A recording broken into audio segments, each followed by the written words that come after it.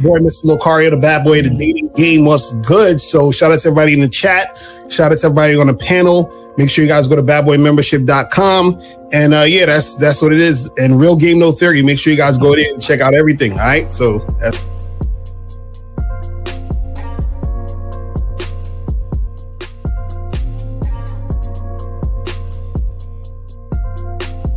all right, guys, CDT Williams, over 30 years in the motherfucking game. I'm not a part of a manosphere pill and all that other goofy ass shit they doing. So let's get it, guys. I got a question. Put a Q in there. If y'all want to call in, y'all got the number. We're going to chop it up. Let's get into it right now, gentlemen. Okay, we're talking. Anyway, I'm Coach EO, Mr. Champion Game. Good to be back with the fellas Sunday. Value for value. Call into the show. Don't, like Lucario says, don't wait for the last 15 minutes to call in, because by then we're already ready to roll out. So anyway, good topic. Ready to spit some game. Let's do this. Look, real quick. So holla at your boy KZaggin20 on the YouTube front. Also on the gram at KZaggin20. Also, every Saturday at noon, the Manhood is a skill set show. Don't fuck with your...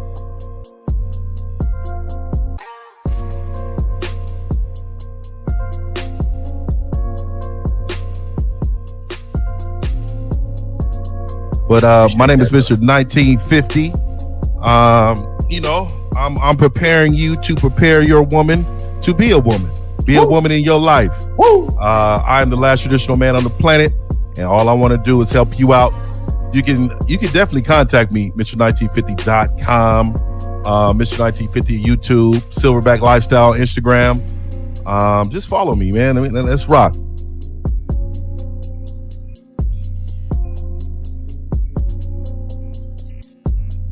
Yo, what's going on? It's your boy Miles Cunningham.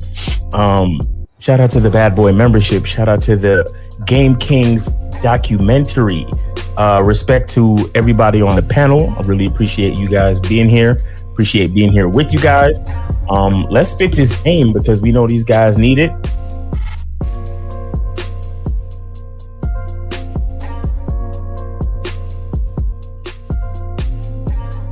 you deal with ain't gonna be a one-night stand, or they ain't gonna be like on the first night. And that's understanding the game too, because if you out here doing your thing, you know it ain't gonna always happen that way. But a lot of times, and this is where we talk about, you guys gotta use your resources to learn more game and understand this, is that when you're out here really dealing with women, right, you're going to experience certain things that's going to give you a whole new mindset of what it actually means to deal with women.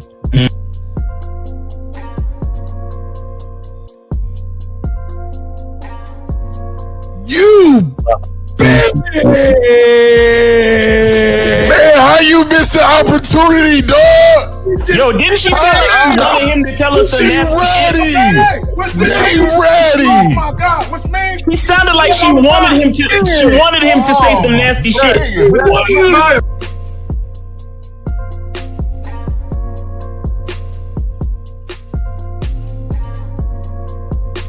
He gotta call her back and tell her, look, hey, look. So I've been doing this in the past for a long time. When you come over here, I need you to come over here and I need you to wear this. And you tell her what you want her to wear. Yep. And let her know when you get here, and ain't gonna be no talking. We're not talking. All we doing is enjoying each other.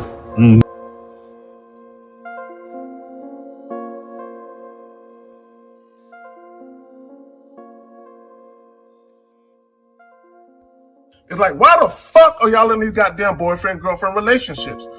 What benefit is it bringing to you? Now, my thing is, like with the dude that was on earlier that had a chick living with him, she brought no value to that motherfucker. And all she cooked was some sloppy joe and some ramen noodles. So, but he could do that by himself. What he need that bitch for? Stop.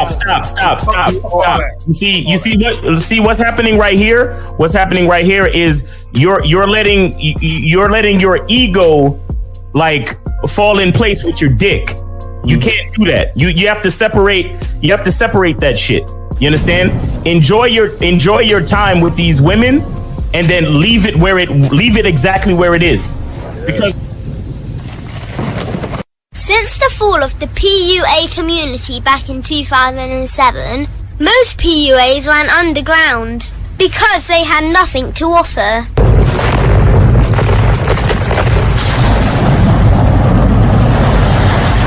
Content creator has become the hero today, dedicated to one single objective: to declaw and defang any person who listens. They decided to join forces to create a cult, and never giving those who listen a solution. It's all about clothes, cars and money, deception and manipulation, indirect game, going your own way. They talk pills and plates. They complain. They blame. Fake it till you make it.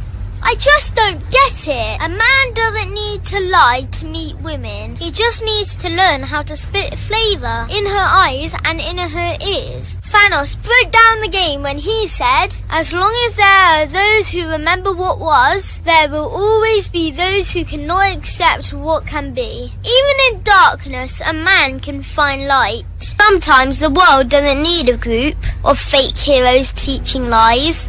Sometimes the world needs a group of anti-heroes to bring balance, order, and truth to the game. It's time to summon the authentic players of the game.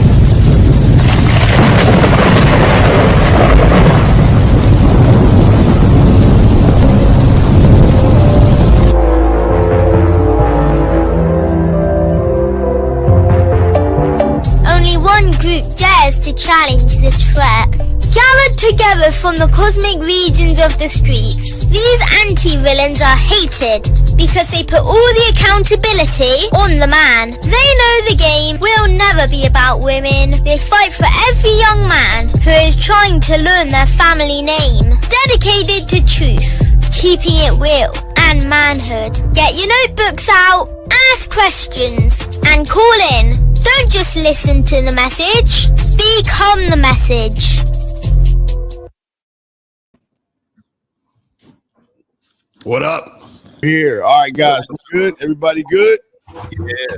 All right. Let's round robin this motherfucker, and let's start from the bottom up. Let's go Zag, you know, the ballerina and shit. Where is that? Hey, gymnastics, motherfuckers, the difference.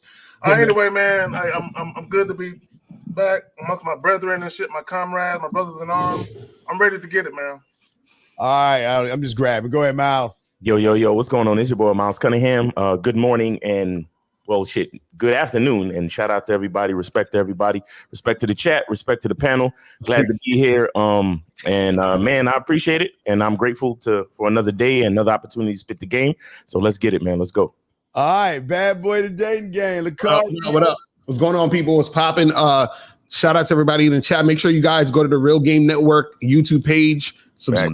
We're already putting stuff on there, so make sure you guys get up on that. You feel me? And yeah, man, let's do it. Let's go. E, you up, brother? Yo, that camera looking nice, L. That camera looks nice, brother. Nice. Hey, salute to the guys, man. Good to be back with you. We got a good topic for today, so call in and enjoy the Super Bowl tonight. Yep. Right, I'm the dean chopping it up. Blah blah blah. 50, you up, brother?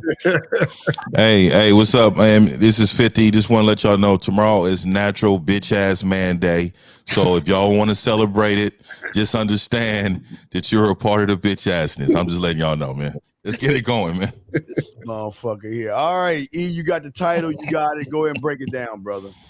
Actually, K Zagan and I came up with this kind of talking about where men have to be more intentional with their dealings, but more specifically with women. But they really have to do this in all facets of life. But the problem is they don't get what they want because they don't tell women what they want. So it's rather simple.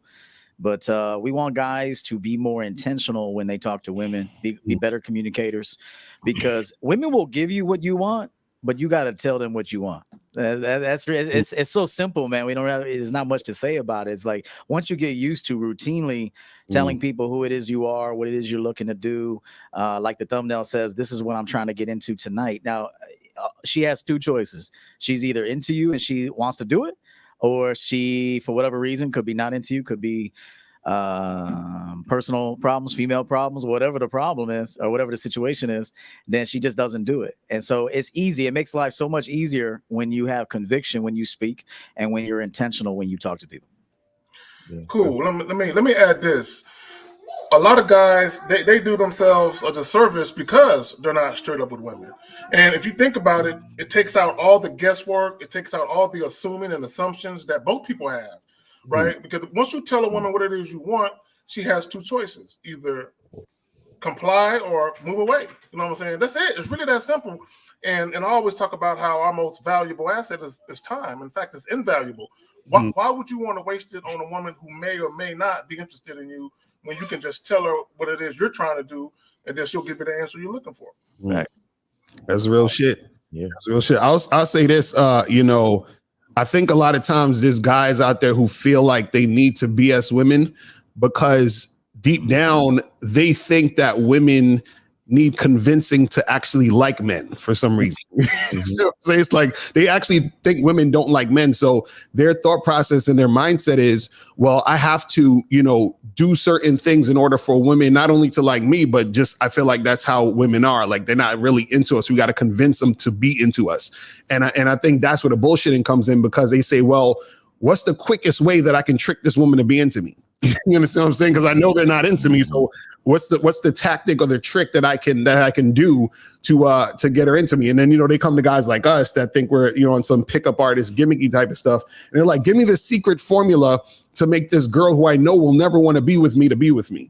And it's that type of mindset. So I think when guys actually understand their value and understand that women actually are attracted to men, you know what I'm saying? And I say men in capital bold letters, then they don't need to bullshit, because you know that this is what it is that is going to attract a woman. But also even before that, you know your value as a man. So therefore, if you know your value as a man, you don't have to bullshit. It's like if I have fake gold and I'm trying to sell you fake gold like it's real, I gotta bullshit you to convince you it's real. But if it's real gold, I don't gotta bullshit you because it's real gold. You feel what I'm saying? So it just is what it is. You know what I mean? Let me ask something real quick. My bad. Alex G, call up when the phone lines open up. Because you're saying totally incorrect. What the fuck is totally incorrect? I hate when you guys put that bullshit in the chat. Bro, express yourself like a man. Y'all got it. Well, yeah, I want to say, and it kind of goes with the Alex G's of the world. You know, a lot of these guys, the reason they can't be real with women is because they're not real with themselves. And the problem is that the life that they're living are totally lies. They pretend like they have game. They pretend like they know what they're doing. They sit around and tell themselves they are things that they're not, knowing that they're scared of women. They have no kind of standard whatsoever. So they go around to places that really justify or coddle them to make them feel like they're more than what they are, by going to places that say it's the woman's fault. It's not your fault. You know, it's the woman this, it's the woman that. And these guys go around thinking that they're more than what they are. And here's the worst part about it. The worst part about it real quick is they're not students of the game whatsoever. They don't have EO, they don't have 50, they don't have Miles, they don't have Lacaro, and they don't have Zach, and they don't have myself under us as tutelage. But yet, I kind of broke this down last week real quick. It's kind of like the Karate Kid. You know, when Daniel wanted to know karate, Miyagi gave him 2 towels and told him to clean up the cars. And then Daniel questioned Miyagi. You know, karate is kicks and punches. Why am I cleaning cars? Well, this is the same with a lot of these guys right here. They think game has something to do with women. And everyone on this panel is pushing an infernal mentality that these guys cannot comprehend, but yet they want free game. They want crumbs, and they just don't really want to be real with themselves, guys. Right. I think let me chime in really, really quick. So, you know, I think men, we change the room's atmosphere when we come in, right? I mean, I think we live in an uncomfortable, if you're a real man, you got to know that some conversations are going to be uncomfortable, and you have to take that head on. I think a lot of the bullshit comes in fear of those men understanding what that conversation means to that person or even yourself, right? So what they do is they walk in fear as a man, and they don't even know it. So I'd rather lie to this woman. I would rather lie to these people that's not, you know, directly affecting my life, but I still don't want to tell them the truth because I'm in fear of what they might say. Right. I think men, everything about us is changing moving mountains, making people uncomfortable, but also creating peace. Because the truth is peace. Right. So at the end of the day, once you clear your mind and soul of all the truth, man, you can walk away from that situation. It shouldn't be a problem. But a lot of you men, not only you lie to them, but you continue to lie to them, and then you complain about the results on YouTube. Real talk. Wow. Hey, shout out to my guy Omni real quick. This guy's giving me about $1,000 this week. But I want to read. Yeah. Real quick, shout out to the men on the panel. I've used Coach Yo's principles, and I pick up women like grapes. It's easy when you build yourself up and hold yourself accountable. Very true. Thank you so much, Omni. Thanks as always. Appreciate it, man. Phone lines are up, guys. So call in when you're ready. I just wanted to say real quick. So when it comes to bullshitting women, I think the preliminary bullshit is the bullshit of a man bullshitting himself. And a man lying to himself and not being straight up with himself. Right. Like I did a IG live the other day, and I have this guy that calls in. He's he calls in from time to time, and when and I really appreciate talking to this cat because I seen the progression from the very first time I spoke to him to now. Right. So he connected to the IG live, and then the first thing that out of his mouth was, he was like, Miles, so I have a fetish for Audi belly buttons on women. You understand what I'm saying? And it was such a beautiful thing for me because at first he was afraid of just saying anything to a woman. Right. But now he's looking at himself and he's owning something that he likes specifically about women. And that's like, it's like a clear progress. It's like progress. About his own identity and what he really likes and what turns him on about a woman. Right. And I said to him, bro, I said, I want you to understand how important that is. You understand? And the whole thing with bullshitting women, it starts with men bullshitting themselves, man. That's really what it is. Because you got a lot of guys that probably like women with Audi belly buttons. They'll feel ashamed or they'll feel like, uncomfortable to say that. You know what I'm saying? And I'm like, nah. Take what's unique and special about your identity and use that to your advantage. You understand what I'm saying? Like allow it to set you apart from other men. Allow it to be something, because understand this, right? The average guy is gonna approach a chick and be like, "Yo, you're the baddest chick I met all day." You know what I'm saying? You look sexy. You're cute. You're this. You're that. Right? That's what every guy's gonna say to a chick, and it's gonna be like the same pickup line. Like Steve always says, "Look, she's met you before." Right. But my homie on the IG live, when he comes up to a woman, he's like, "Listen, I like that belly shirt, but I especially like your Audi belly button. I have a thing for Audi belly buttons, and because of that, I'd like to get to know you. What are you doing Friday night? Trust me." How many guys you think is gonna come into it's unique? I got a fetish. I got a thing for Audi belly buttons specifically. She gonna look at that dude like, okay, I never heard that before. At least, at the very least, she's gonna say to herself, "Well, I never heard that before." And if he articulates himself and comes off confident, like as he should, if he's comfortable with his own identity and what he likes in a woman, that will carry him further than the average guy who's just gonna say miscellaneous bullshit. Oh, you're so cute. You know what I'm saying? So, I think the whole, not BS in women, it starts from self and really being straight up with yourself and EO, right? What's the title of the book, bro? Cut the bullshit, man. Exactly. Right? Because so you're cutting the bullshit with yourself first of all, before you even get to the chick. But we got calls whenever y'all ready. Right. Before we grab calls real quick. Sushi, hey, listen, this is the thing we want to tell y'all guys. This show is about helping you guys, okay? Yes. We're not here to play around and joke around. If you're serious, call in, but we're not going to try to make fucking B-list stars out of you motherfuckers. For the shits and giggles. Appreciate that, man. Yes. Call in with some serious questions. All right, let's go. All right. This is 267. You're on live with the Real Game No Theory panel. What's up? How are you doing, panel? I didn't have a question. I just wanted to say thank you guys for how much I appreciate you guys, but just how you guys talk about selfishness and how I wasn't realizing I was selfish, but not on the level that I needed to fucking be. Listening to you guys, really putting my head in that right position. Just wanted to say thank you. All right. You guys. Appreciate that. Yeah, so Appreciate that, man. All right, man. Appreciate you, man. Have a good weekend, man. Thanks for calling in the show. All right. We got 404. You're on live with the Real Game No Theory panel. What's going on with you? Yeah, what's going on? How y'all doing? This is Z from Atlanta. All right. What's up, man? What's up, man? Hey, man, I wanted to ask y'all, what's the difference between Future and Russell Wilson?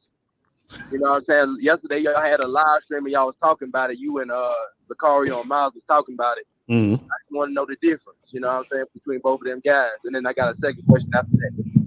So you saying I know who Russell Wilson is because he plays against the rival team of the 49. I don't know who is Future. He's a rap dude. None of that concern. Their lifestyles do not concern me. But to answer your question, as far as what we know, because all we know is what they show you in the media. Right. So as far as what we know in the media is it's kind of like the same guy, but just different sides of the spectrum. You feel what I'm saying? So it's still, they both simping. You feel what I'm saying? They both got that simping. Future is the one with babies, right? Future is the one with the babies. With all the kids and all that. Both of them are disrespectful to the brand. Right. They're both of them are on different sides of the brand, but they're both equally disrespectful. One is having, like, I don't know why nobody's come out to Nick Cannon either for all these kids and not being at home with these kids. And we're just creating an environment of just boys just running wild and their fathers just there 10% of the time. That's disrespect. You guys got to understand, like, having kids are very important with the right individuals to have kid with. Right? Like, I don't have one thing I will say about Russell Wilson. He is a pure life simp, right? But the difference is that he makes time to be with his kids. Okay, so that level of understanding, at least that role to be a father, is very important. Future's just out here creating madness, bro. He needs to be stopped. In China, they able to cut his off, dog. They don't play games. You get what I'm saying? Because they understand order and structure and how family looks. It's terrible, disgusting. That's crazy. So what's your second question? My second question is about the Tinder swindler guy. You know what I'm saying? He got down getting, locked up for, pretty much, scamming bitches out of money. So what I'm saying is, like y'all had said yesterday, these guys be getting scammed all the time by women and shit like that, but never go to jail. Caller. See. I don't know why he's talking about other guys. He's always and I knew somebody was going to say that. Wait, what did he say? I missed it. What he said, K-Zaggin? No, he was talking about that women do it all the time to men. So why is this guy going to jail for it? First of all, dick all the time. Is he going to suck a dick? First of all, let's understand the difference between what he did. Hold on, real quick. Let's break something down. So I'm not saying you're completely wrong, but he's a con man. See, if he had some real game about him, he would have got them chicks to break bread without all the lying and manipulation. Right. You know what I'm saying? So his thing is he pretended to be somebody he's not. He literally created a whole fucking backdrop and lie about who the fuck he was. You know what I'm saying? In order to get at these women. Right, but real quick, the bigger question, caller, why do you give a fuck? What I'm saying is, it's not what you're saying. I'm saying you're calling. Listen, you're calling to talk about three different guys. I'm telling you why. And yet you ain't got no game for your fucking self. You asked the question, but you're not letting me answer. Okay, go ahead, Kump. Go ahead. Why are you doing that, dog? Because you asking me a question, and you not letting me answer. You talking over me. Okay, go. All right, go, bro. Go. Go ahead. You good? Go ahead. Just tell him why. Go ahead. All right. The reason why I'm asking the question is because, he a con man, and I believe what K-Zaggin is saying. I believe that's true. But he a con man and everything. But I'm just saying the principle of it, he went to jail behind. That's not answering the question. Why are you talking about other men? You're talking about what they're doing. I'm saying, why are you a heterosexual male so entwined with 3 other men that you are compelled to call in and ask about 3 men versus ask about things for yourself? Why are you asking about other men? I'm doing this for my information. Because I'm doing it for my information. All right. And you see why you lose. And now you can see why you're a loser. Now you see why you're a loser, right? Okay, caller. Hold on, caller. See, Steve is trying to figure out what does Future, Russell Wilson, and the Tinder swindler, what does any of their situations have to do with you? What's going on in your life? Like, is any of their experiences? How is any of their experiences gonna help you become a better man, bro? Oh, well, pretty much that's all I'm saying. So when somebody comes to me, if I have a problem, because I got 3 little brothers, so if I have a problem or I'm seeing something, I can show somebody, you know, what I can pretty much show somebody what I know. That's what I'm trying to learn. I'm trying I get it. I understand. Not just about myself. Of course, yeah. I want to learn about myself, but I want to be able to tell other people about what she really is too. Okay. Let me say, I don't agree with this because, see, the problem with you surface dwellers is that you motherfuckers always use somebody else's life as your life. And listen, just because if Future did it on Jupiter, are you going to tell your little fucking brothers and sisters about a guy that did it on Jupiter? No. See, the thing you got to do is lead by fucking example instead of trying to scare him. And the people, they're never going to know Future or Russell Wilson or this guy on Twitter. They're never going to know these guys.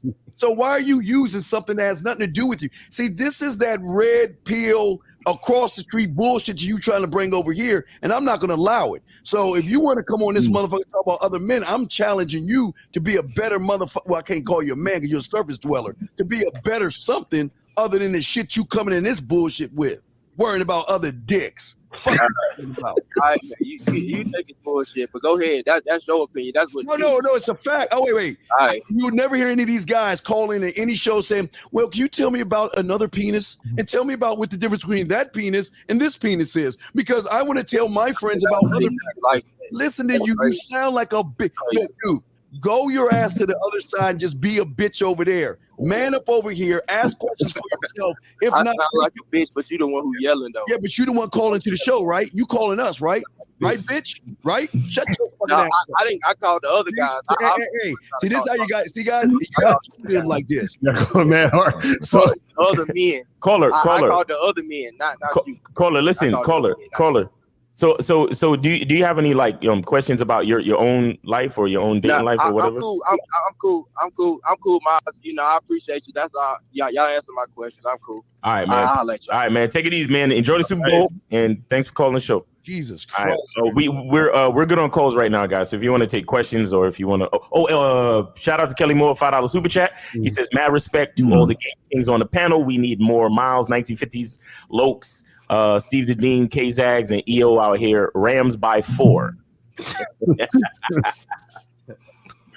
Man, fuck the Rams. We're going for the we definitely, hey, in the West Coast, Miles, they'll never use Lokes. I'm telling you right now. they gonna think you banging for real. Like they gonna think he a straight crip. Lokes abbreviate Lucario, just to be clear. You know, there was something I said on my show the other day. Before I do that, though, I'm gonna shout out Freelance Ronin for the 10. Yes. Salute to the Sunday Shark Tank on this Super Bowl Sunday.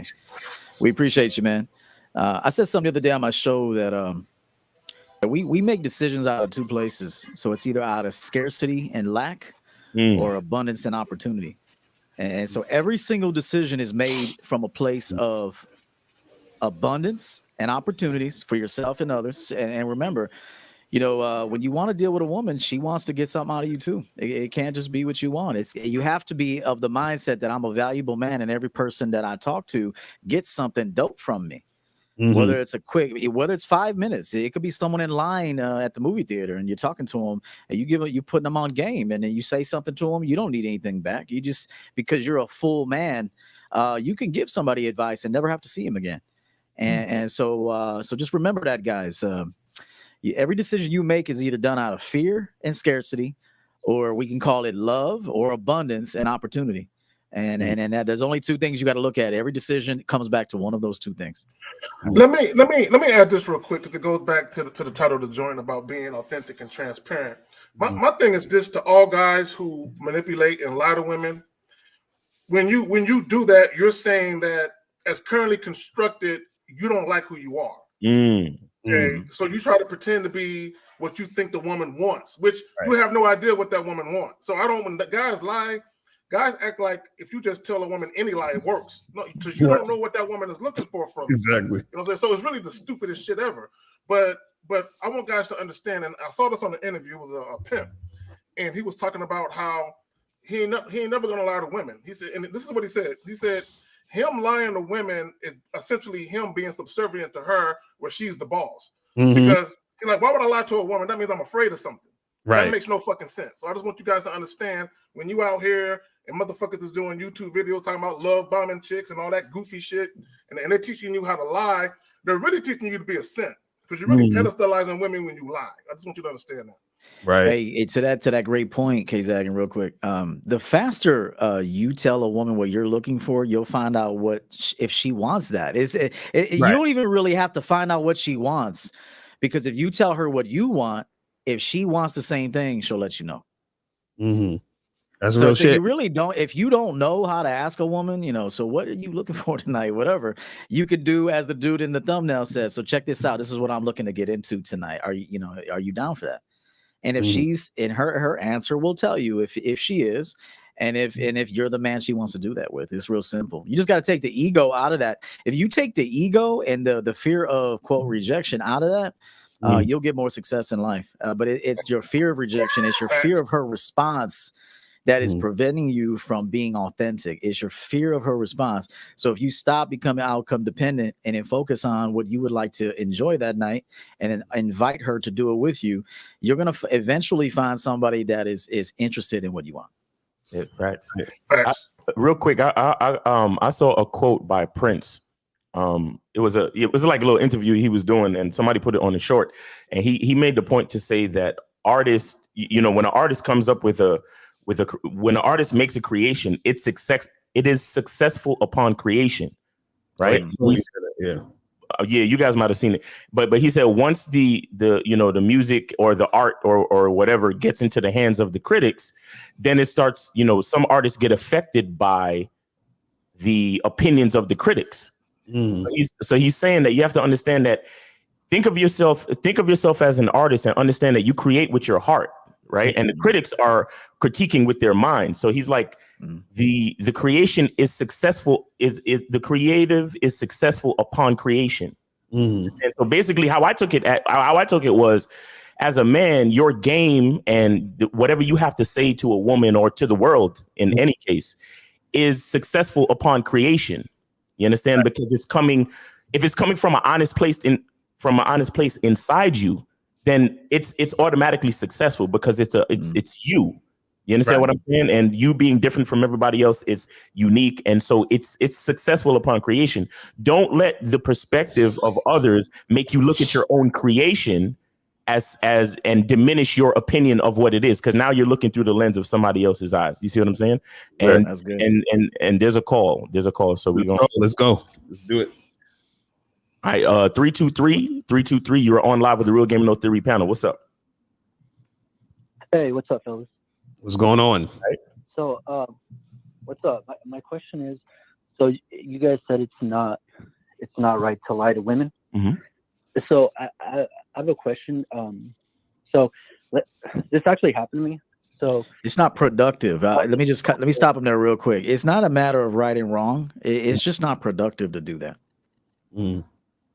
Yeah. So that's why I wanted your opinion on this situation. So about a year ago, I was with my girl for like about a year and a half at that point, and I went to one of my cousins. She was throwing like a party, so I got a little bit tipsy, and then I kissed a girl, and then after I felt guilty, so I ended up telling my girlfriend, and she didn't break up with me, but after that, like, the relationship was like really shitty. Like, she didn't trust me that much and all that. And I didn't care about the other girls. So I was like, if I never would have told her that, it would have been all gravy, because I don't even care about the girl in the party. It's just something. All right. So yeah. So what's the question? What's the question though? Get to the question though. So my question is, would you guys consider that like if I never told her, would that be lying? You know what I mean? Yeah, man. So being like most definitely, if you're withholding the truth in order not to break the contract that you guys have in the relationship, it's definitely a lie. Now, you don't owe her anything if you weren't in a relationship. You didn't need to tell her nothing. That ain't got nothing to do with the contract that you guys got together. But what I would have said, what I would say to you is, it seems like alcohol brings out the truth in you. So it seems to me, that that's something that you've been wanting to do. You just never explored your options based upon being in this relationship. And I think you need to reevaluate your life on what it is you really want. But also, caller, you got to understand this. See, the thing is this, right? If let's say you didn't tell your girl, right? And what happens is that even though you didn't tell your girl, that same situation or a similar situation or some type of situation like that would have came up anyway, because that is what the truth is. So the truth always comes up. Like whenever you try, you ever seen that movie? What was that movie, Final Destination, where they cheated death and then death just kept following them because they were supposed to die? That's how truth works. It's like no matter how much you try to hide the truth or whatever, it's going to come out anyway. Right. So what happens is that you think if you would have not told her, you would have thought, oh, I got away with it because I didn't tell her. But something else, he's being deceiving. He's deceiving. Exactly, because something else would have came or happened, because the truth about you is you want to kiss other women. I have a question. I have a question for the caller. Caller. Hold on, real quick. Caller, hold on. Let me ask you a question. I fucked up. Okay, caller, hold on. Let me ask you a question. And now you learned something. You didn't fuck up. You just learned something. Think about the answer. Yeah, I learned something, but I learned that, Caller, hold on, caller. Caller. Hold on. So you're obviously in a monogamy relationship where you are expected to be sexually exclusive. My question to you: are you in an obligated relationship where you're expected to be sexually exclusive, or do you really want to be sexually exclusive? Think about that. Do you feel an obligation to your woman? Well, he's not his woman. We were definitely exclusive, but the thing is that I drank too much, and then like I was talking to the girl, and then like no. Listen, this is where you're not. Yo, forget the kissing and the shit. I can hear in your voice why that woman left you. Like, you're done, bro. Well, caller, I want to ask caller. Do you think he's BSing himself? I think that's the worst thing you can do. Exactly. Right, caller. Do you think that she's telling you about all the guys she fucked while she was with you? That's what I'm trying to say. She probably did the same thing, but she hasn't told me. So that's what I'm saying. Don't you think ignorance is bliss? No, man. You don't stoop down to a woman's level, man. We set the tone. Right. Men set the tone, and if you want the tone to be honest, then you need to teach this woman to make sure that she's honest with you before you enter any relationship. The fabric of your relationship needs to be some type of communication and honesty. So if those are ruined, then you have nothing. And also understand ignorance isn't bliss, because what happens is this, right? So because right? You think, see, this is the thing. You think that you're getting away with it. You understand what I'm saying? But because you know that it happened, right? And you're not, and you're being dishonest about it, your whole energy from that point on is going to be totally different. So you're going to be chilling there with your girl one time, watching Netflix, and she's going to look at you like, and you're gonna be like, why are you looking at me? And she'll be like, she's gonna say, what's going on? And you'll be like, what do you mean? And she's gonna feel that, because what's happening with you, you think it's the liquor. The liquor is the thing that you used to mask what's actually happening. You see what I'm saying? Which is your desire to do what you did. Wait, aren't you in a poly relationship? So I would think that you have that same feeling, right? Like, I think to be like. He said, you have that same feeling. You don't need to be in a poly relationship to have the same feeling. Right, but that's what I'm a fucking man. I mean, like, what are you saying? Like, because Lucario is the only one? Right, but see, the difference is, caller, is that you decided to be in a monogamous relationship, correct? No, he didn't. She decided to form. Let me preface this. Wait, Lucario, let me preface this. When I did it, I realized that I fucked up, because once I told her, she forgave me, but it was still like the relationship wasn't the same. Why did you ask for forgive? You know what? I always tell men, why ask forgiveness for your truth? Why Either you're going to accept it. You should have said, you know what? Yeah. You should have said, know what? Go ahead. I didn't mean to disrespect you. My bad. You should have said, you know what? Go ahead. No, you got it. No, because here's the thing. Let me tell the caller something. Last week, I think it was. I said, I asked that caller to ask me what kind of game I'm running. And I said, I'm running It Begins and Ends with the Man game. And so if you don't tell a woman off rip what it is you are, and then you try to tell her 3 months in, it's too late. You can't tell a woman 3 months later. Listen. That's not who I am. I one time. Like, I don't get it. Okay, but here's the thing. He's hella emotional. Yeah, let me tell you a quick story, man. I've told the story before. I'll make it fast. I was seeing this Hooters chick, right?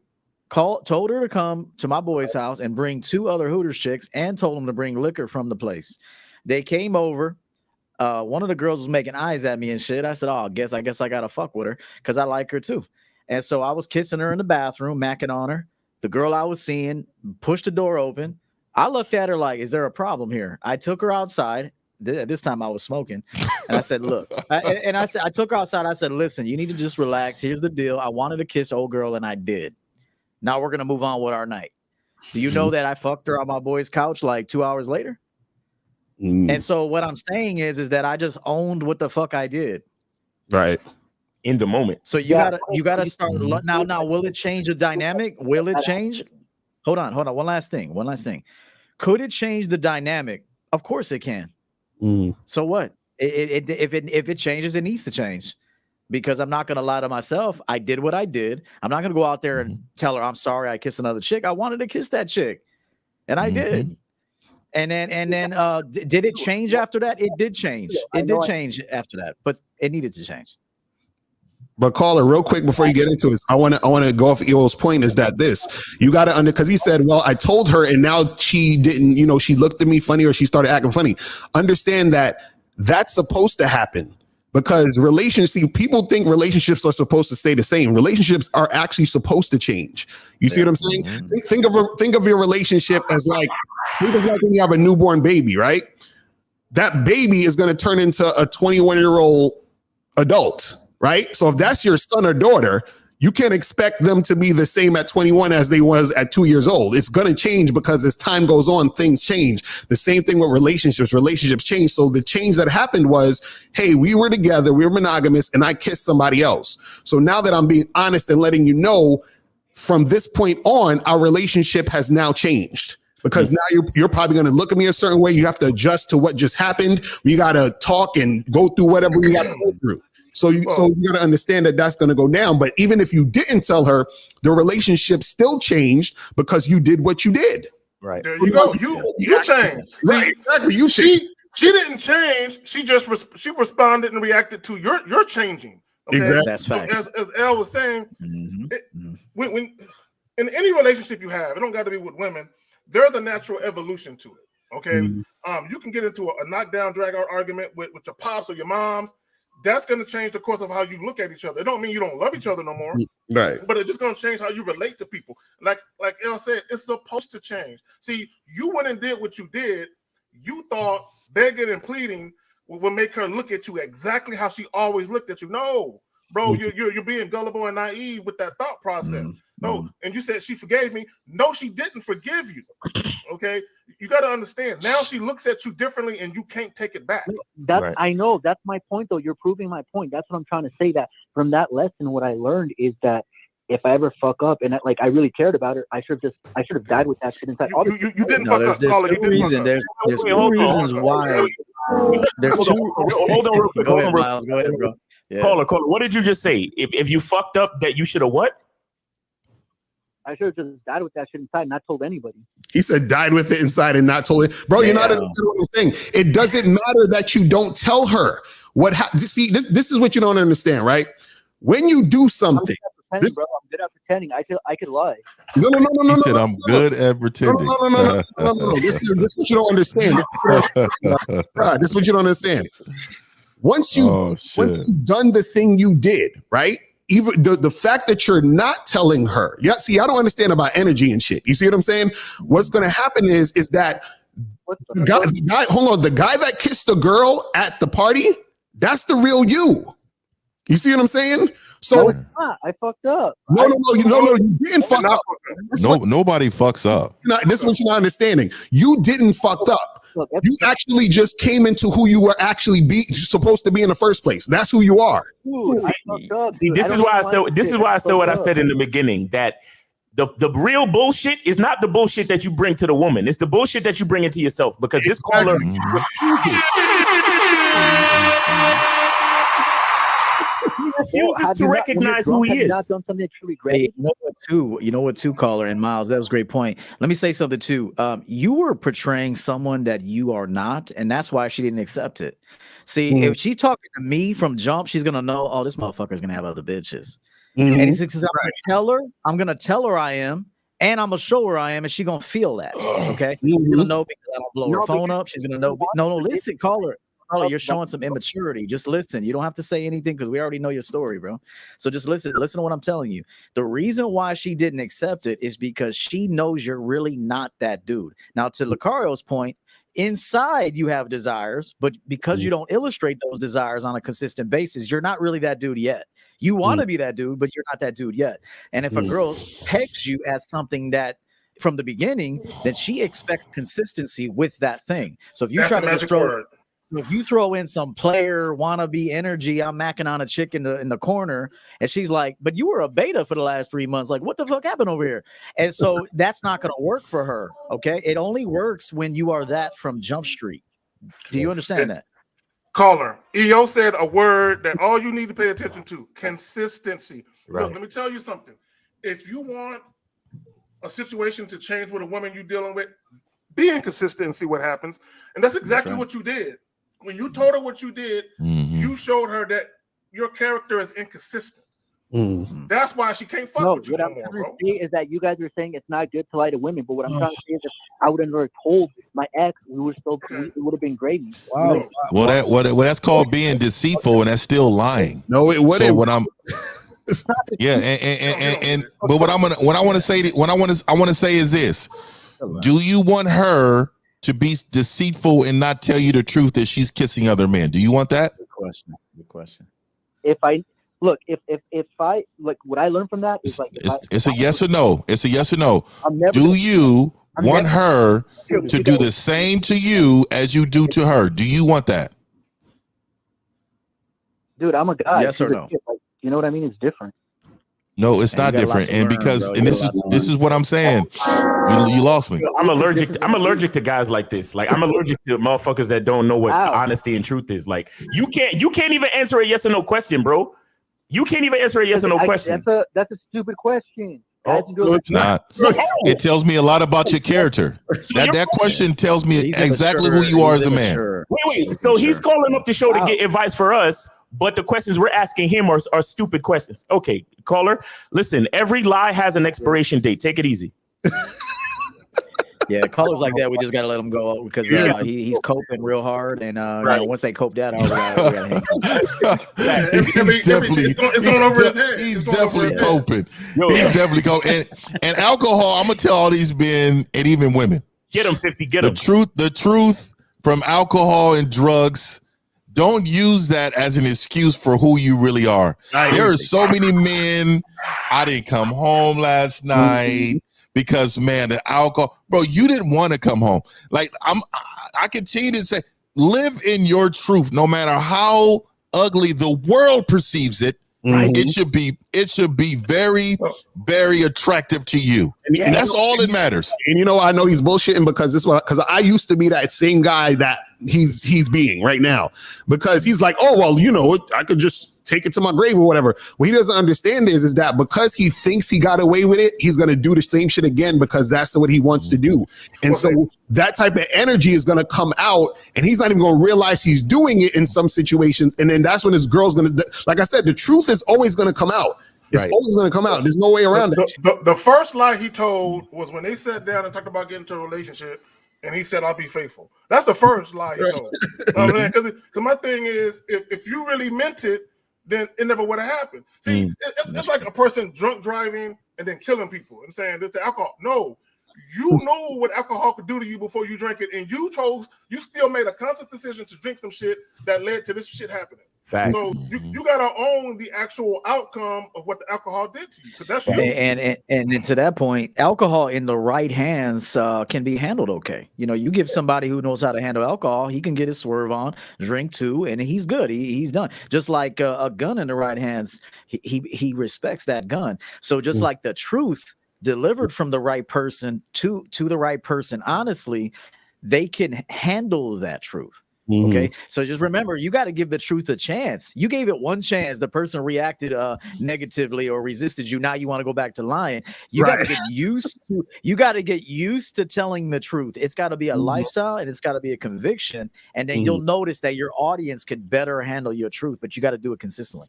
All right, and you know what's even more crazy? Really quick, what's even more crazy, man? Look, in a situation that you get caught up in your own truth, man, don't apologize for who you are, man. Stop apologizing. Stop begging for the get back with this woman. If this is who you are, hey, you can say, let her know, hey, look, this is who I am right now. I didn't know this was me. I just discovered it today. Let's roll on. You know what I mean? Like, stop. All right, hold on, guys. Damn, see that shit disappeared. But anyway, Titus Carp, he got a $20 super chat. He said, panel, thanks for the consistent new set of lenses. And I think there was a $5 super chat, but it disappeared, so I can't see it. But anyway, 386, you're on live with the Real Game No Theory panel. What's up? Hey, what's up, fellas? What's going on? Oh, I was really calling. I had want to tell Coach EO. I listened to his podcast and the other stuff that he put out on YouTube. And I just want to salute y'all, gentlemen. All right. Appreciate that, brother. It's a lot of men, you know. It's a lot of men, you know. It's a lot of men, you know, don't know how to go about doing stuff. And I listen to y'all a lot. Like I did 12 years. You know, I ain't know how to really come home and, you know, been going all them years to try to communicate with other women. And I'm like, I must say, I took my hat off y'all. Y'all gave me something. A little game. The modern day era. I just want to salute y'all. That's it. All right. So let me tell you really quick, caller, really quick. So I coach a lot of men, especially for what I do. I coach a lot of men who come home, has been gone for a very long time. So let me tell you this first. Nobody should ever know that, right? The only ones who should know that should be the ones intimate to you. Those are the ones who actually care. And the reason why I'm saying that, when you lead with that, most people have a perception about you that's not great. Now, I don't view you that way because I view men the same no matter what they've been through, right? But I'm gonna tell you, when you lead with something that happened in your life, and you've come from it, a lot of people is going to perceive you as being something you're not. So what I will tell you is that keep that close to your chest until you get around the right people who actually care, right? And then another thing is what you can learn from the joint, from the pen, is consistency, habits, and being a man at all times. That is one thing you have that most of these men don't have when you come home. You understand that you have to do what? You have to protect your stuff. You have to prepare. You got to stay clean. You got to make sure that your mentals is right. You can't be all emotional, right? So right now you coming out more of a man than a lot of these people walking around out here for the last 12 years you've been gone. So brother, you got a huge step in the right direction. And I wanted to tell you that. All right. All right. Yeah. I appreciate that. All right, my brother. Yeah. Great advice there. Great advice. All right, take care, man. Thanks for calling in, man. Appreciate you. Real quick, LeBrian with the $30 super chat. He got the peace signs on there. This is DOC Jr. Salute to the panel, $20 super chat. And homie that I missed was All Strike with the $5 super chat. He says that the last caller needs to read Crime and Punishment. Yeah, but we good on calls right now. Let me ask something real quick, and EO touched on it, and I believe El might have touched on it, and I think 50. You don't apologize for what you meant to do, even if it causes the other person distress and they feel all upset, and a woman is crying. How dare you hurt me like this? If you meant to do it, stand on it. Be like, you know what? I wasn't trying to make you cry, but you know it is what it is. What's happened has happened.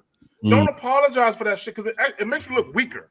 Okay, apologize for something you meant to do. Don't do that shit. You know what? One thing I'll say about that is you got to have courtesy for the people you deal with, because even if you live in your truth, that's cool. We want that, and we want you to present that from the beginning, so there's no confusion. But you also have to have a certain level of courtesy for the people that you deal with, because they may not be on that level. They may accept it because they love you and they care for you, and the value of being with you outweighs not being with you. But it still could somewhere underneath fuck with them a little bit. So as a man, you have to have that understanding, like, hey, I'm gonna be courteous to my woman, because although I go and do my thing and I'm never gonna regret that or apologize, I'm still gonna make sure that she's cool emotionally because I care about this woman. So it's okay to care about your woman and to be courteous for her. So don't be, if you're with your woman on a night out, like, put your dick away, bro. Like, be with your girl tonight. And I really do recommend this. And if there's a night you want to go out and then mingle, then you don't take your girl with you. You go by yourself or with one of your homeboys, but whatever you decide. But you got to have courtesy for your women, because although they may accept, I'm gonna say this real quick. It's hard for a woman to accept a real man. It's not easy, man. Very hard. It's very hard. It's a lot of work too. It's a lot of work for them, and that's why lazy women cannot accept that, man. I'm telling you, that's some real shit. It's very hard. So you got to have this knowing that if you're gonna be a real man that stands on truth, it is very hard for your woman to adjust and to kind of manage that. And so you have to help her manage that. You have to help make her feel pretty, sexy, wanted, included. All these things are your responsibility as a man. You got to have courtesy for your woman, and if you could at least do that, it's easier for her to digest the kind of man you are. Yeah, and also I'll add this too. You definitely got to explain to her and talk to her about how you feel about her, because she's going to be confused about how you feel about her in certain situations when you give her that truth. So a lot of times, like you said, like, you let a woman know the truth, and you're letting a woman know, hey, this is how I am, this is what I'm about. But this is also why we encourage you guys to understand yourself. So even before you get into a relationship with a woman, she already knows from the jump, hey, this is the type of man that I have. But also what happens is that you're also going to be you'll change as life goes on or whatever it is like that. But if you understand yourself to that point, right, you will know about the fact that you will change, and that'll be something you even bring to the table from the jump that she'll already be prepared for in the first place. The problem is that a lot of guys don't understand themselves, so they end up doing certain things. And like the last caller, lying about it, sneaking around, doing a bunch of weird stuff. And what happened with him is that he told the truth, but he wasn't telling the truth from the beginning. You understand? He thought his truth was, I quote unquote fucked up. You understand what I'm saying? Instead of really happening to who he really was. So when things like that occur, it's more of a conversation than a confession. You understand what I'm saying? That's right. So that's the thing. Right. You see what I'm saying? Real quick, Kamit's original with the $10 super chat. Appreciate it. And we got a call. 802. You're on live with the Real Game No Theory panel. What's up? Hi, my name is Franz. I'm from Vermont. What up? I'm a white man in my 40s. I want to say hi to everybody in the panel, and I want to express my gratitude for you guys putting on this show, because it's a great value that a lot of men should value. Also, for Coach EO, I bought your book and I read it. I want to say that I got a lot of value out of it, so I want to thank you for that. My pleasure. Thank you for buying it. Yes, I do appreciate your efforts and the value that you put forth in that. I just want to ask you guys, what is your opinion about a man who gets older? Should his game change? I tend towards the Asian ladies. I'm of the Asian persuasion. Is there a certain way I should approach them as I get older? I'm not as handsome as I used to be. I'm not as handsome as I used to be. Well, caller, let me just say this. Let me take first crack at it. I had so high hopes for him, and then he just lost me. Let me just say this about game. Game is, number one, is infinite. It's always evolving. As a man, you should always seek to attain more knowledge and wisdom, right? So, if part of the game is just that, knowledge and wisdom. So, as you're getting older, you're going to realize that some of the things you did in your 20s, might not be conducive to what you would want now.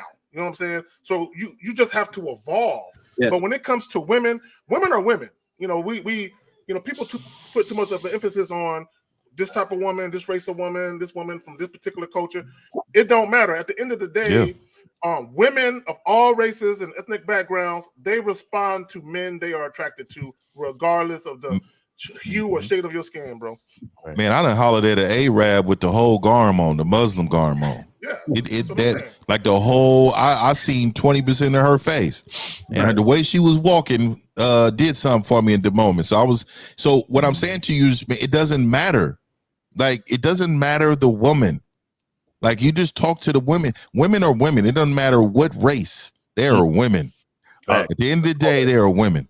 And you are the common denominator in the equation. You should always be. I like a little bite women. I like a little toughness though. Caller, caller. So listen, it sounds to me as if you're kind of feeling a little insecure about the fact that you're a little bit older and you're not as thin as you used to be. You know, how does that make you feel? You know, the fact that you're aging and, you know, your metabolism is not the same as it was when you were younger. How does that make you feel? It makes me feel like I need to put more work in to get the same results. Okay. Well, I mean, you're not wrong. I may not be as attractive to women. You're not wrong. You're not wrong. That's like you said that like twice, bro. Exactly. Stop. Yeah. That's what I'm trying to get to.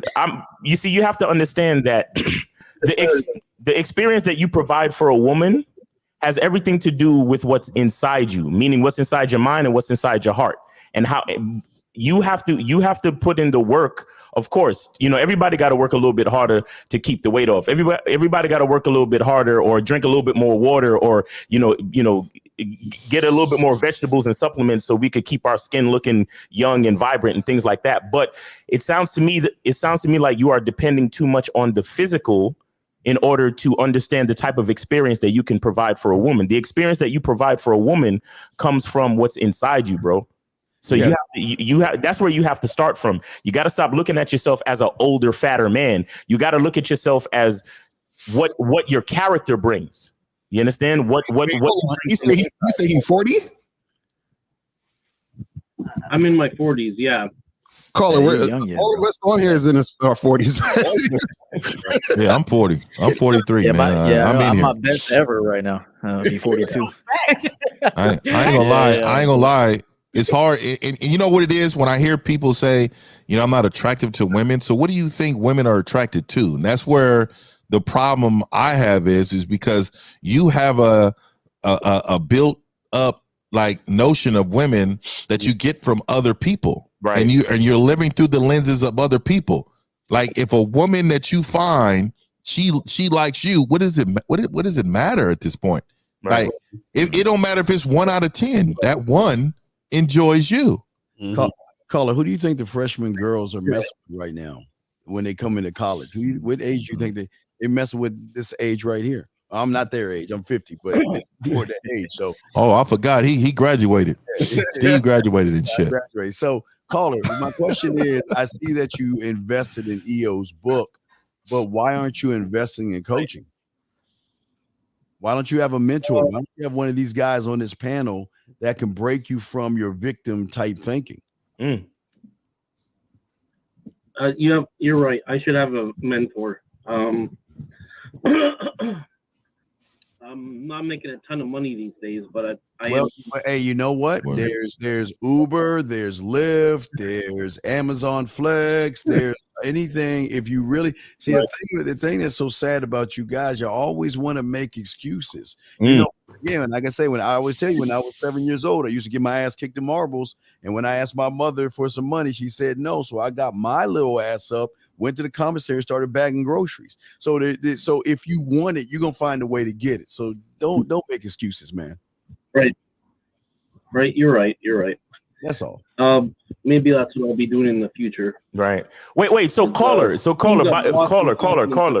Listen. So see, I just wanted to let you know how ridiculous your current mind state is, because if you're just in your 40s and you have this opinion of yourself, what the hell you gonna do when you reach 50? You just gonna go out to pasture and not talk to any females anymore? Nope. Walking I'm putting fast. too much emphasis on the physical. I think that's my problem. Exactly. So you see how ridiculous it sounds. You see what I'm saying? So stop focusing on that and focus on enhancing your ability to create an experience for a woman. You understand what I'm saying? Well, not just for the woman, but for yourself with the woman. Yeah, for himself. Right? Man, I see 1,000-pound men on TV with wives and women. These men be 1,000 pounds. So what I'm trying to tell you, man, is that why is it that you have such a bad thought about yourself when there's evidence to show you different? Wait, hold on. He's probably comparing himself to other men. Hold on. He said, hold on, caller. You said you're a white guy that wants Asian women? Bro, that's too easy. They love white dudes. Exactly. Asian women will kill their whole family for white man. You know? Bro, you good. Don't worry about it. Your whole family. Yeah, that is the truth. That is the truth. Samurai chop. Exactly. So you good, bro. Just gotta put your confidence up, man, and you know, hit up one of us. You know what I'm saying? Man, every city has a Chinatown. Man, go downtown. Downtown. I'll be in Chinatown eating noodles and shit.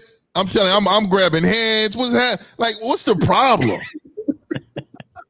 I'll be down there eating mad egg rolls. Yeah, that's true.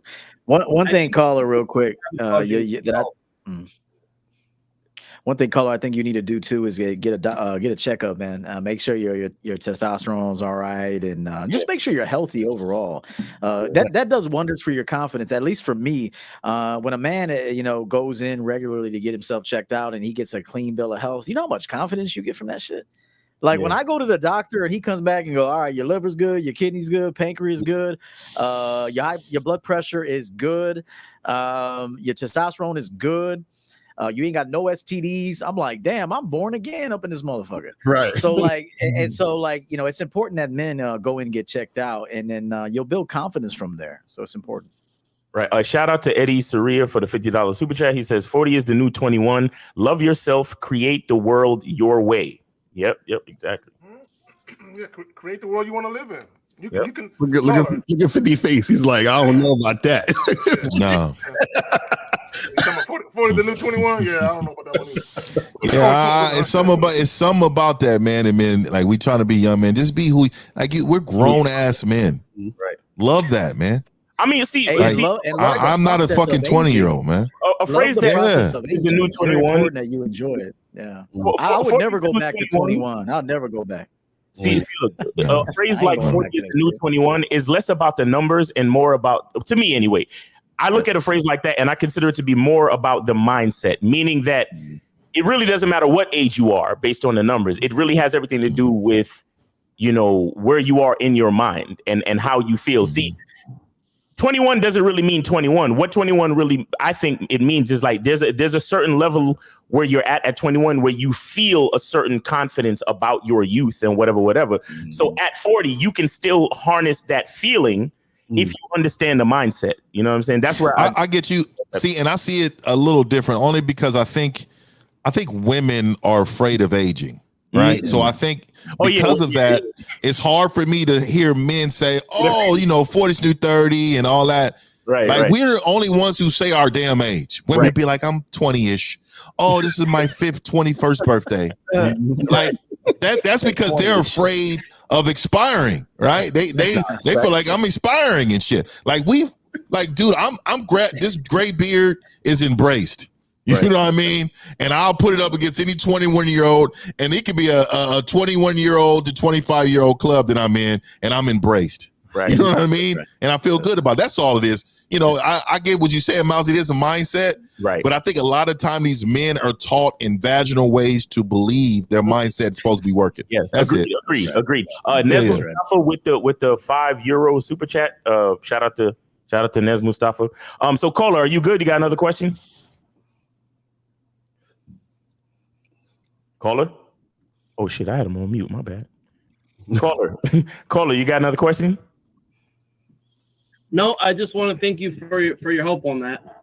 All right, and I will keep working on myself. I like what Steve said. Get an Uber, get the second job, man. If you're, I'm telling you right now, if you don't have enough money to save, you're not in a good financial position.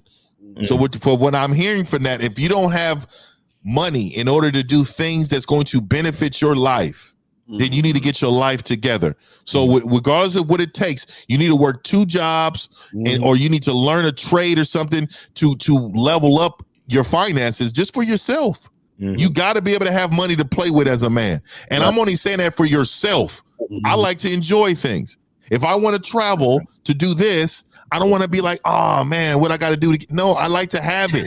So put yourself in position to have. You got me? Yeah, you got and to Steve's point, Steve made a great point. Get a side hustle that causes you to be more social.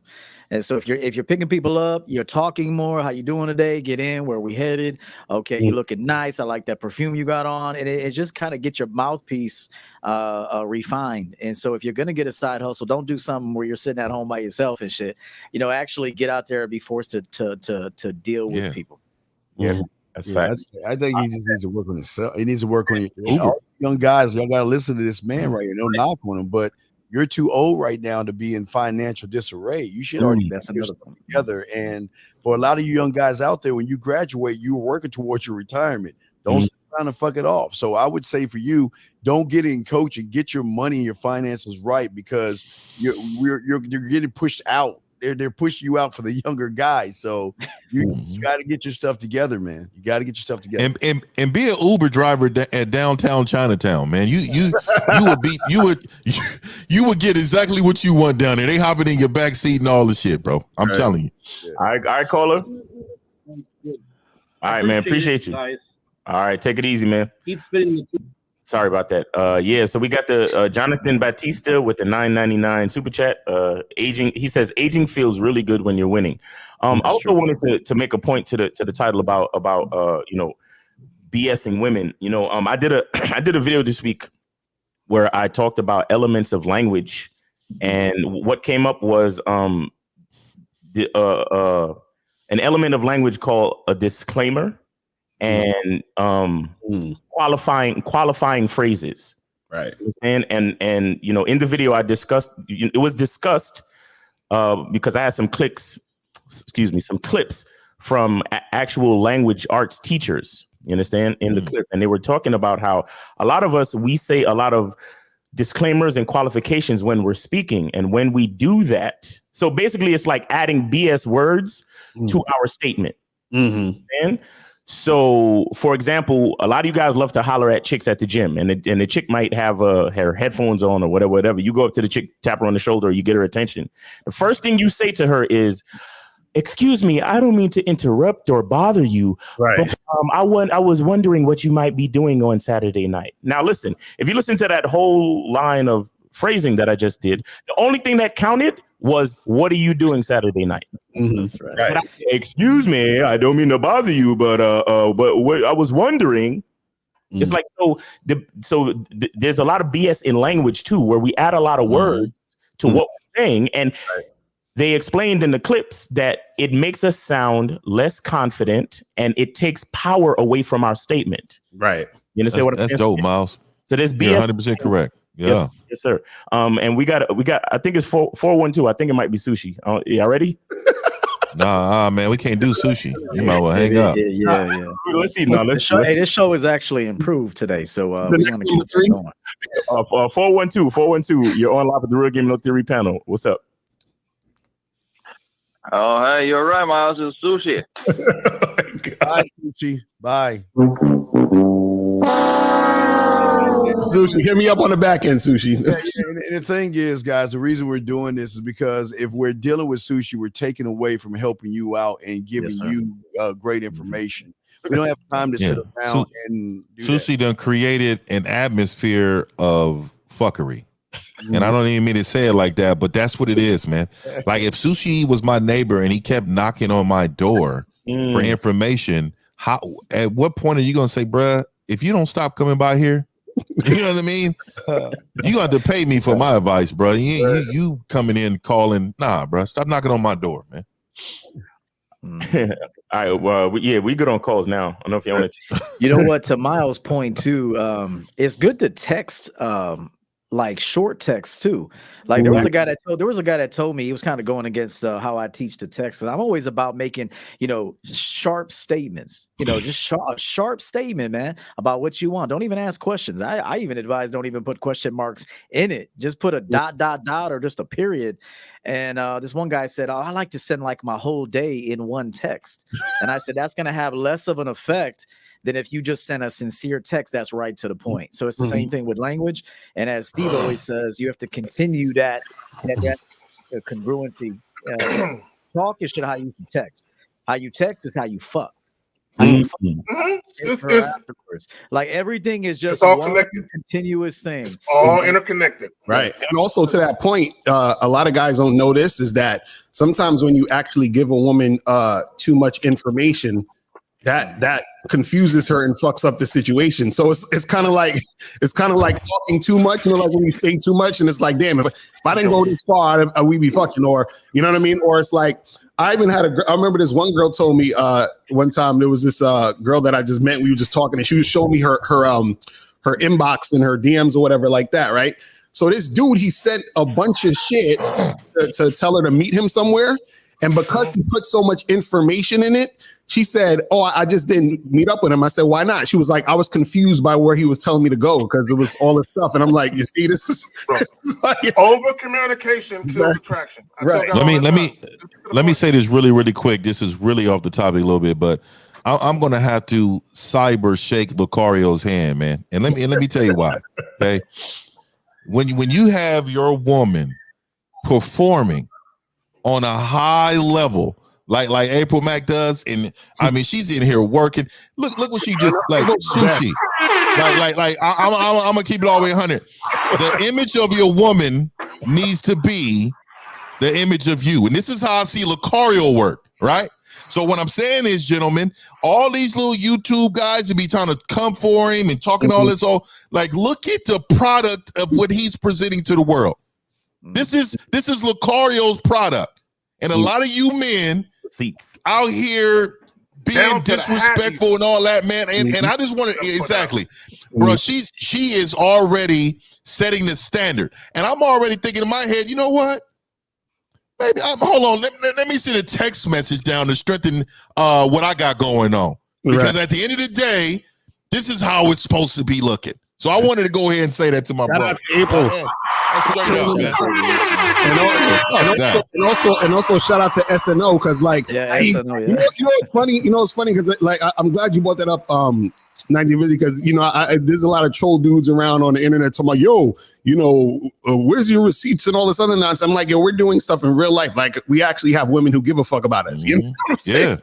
That actually, do shit for us. So it's a whole different level that people don't understand. You see what I'm saying? So shout out. That's a whole other level. At work, she'll be at work. She's a psychologist, and she'll be at work handling her business. And under the table, she's posting links for me doing at work. So I always say working at work, man. So if you want proof, take a look.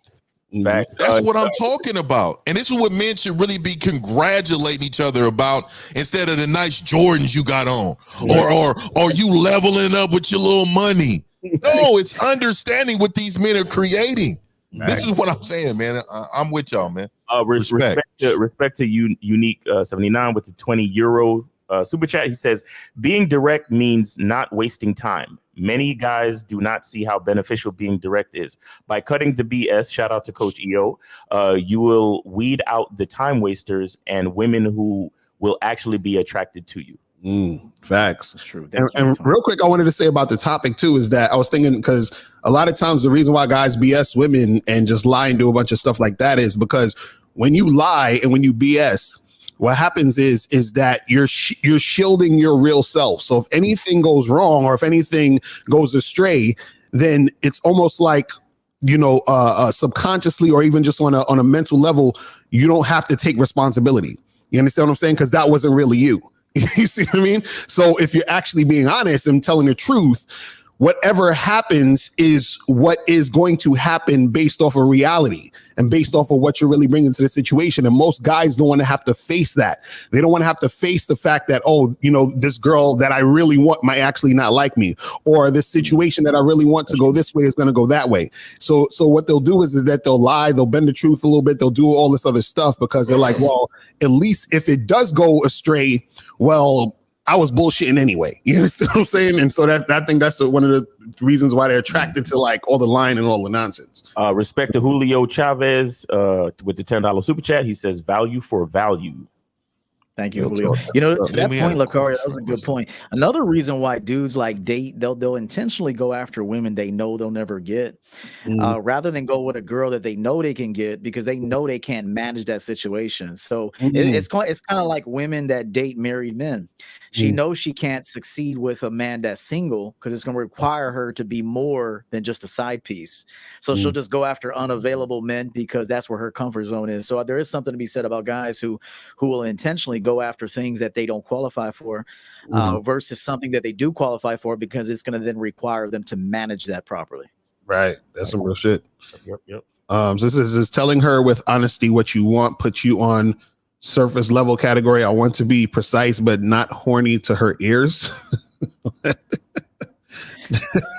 y'all think about the shit y'all type out, man? No, this is why men like us win, man. Shout out to China White. Was good. Telling you. Was good. That's funny. I mean, you know, I think a lot of times guys, they're worried about looking thirsty. Yeah. You know what I'm saying? but again, see, I think, you know, what's the funny part? Everything that you do, right?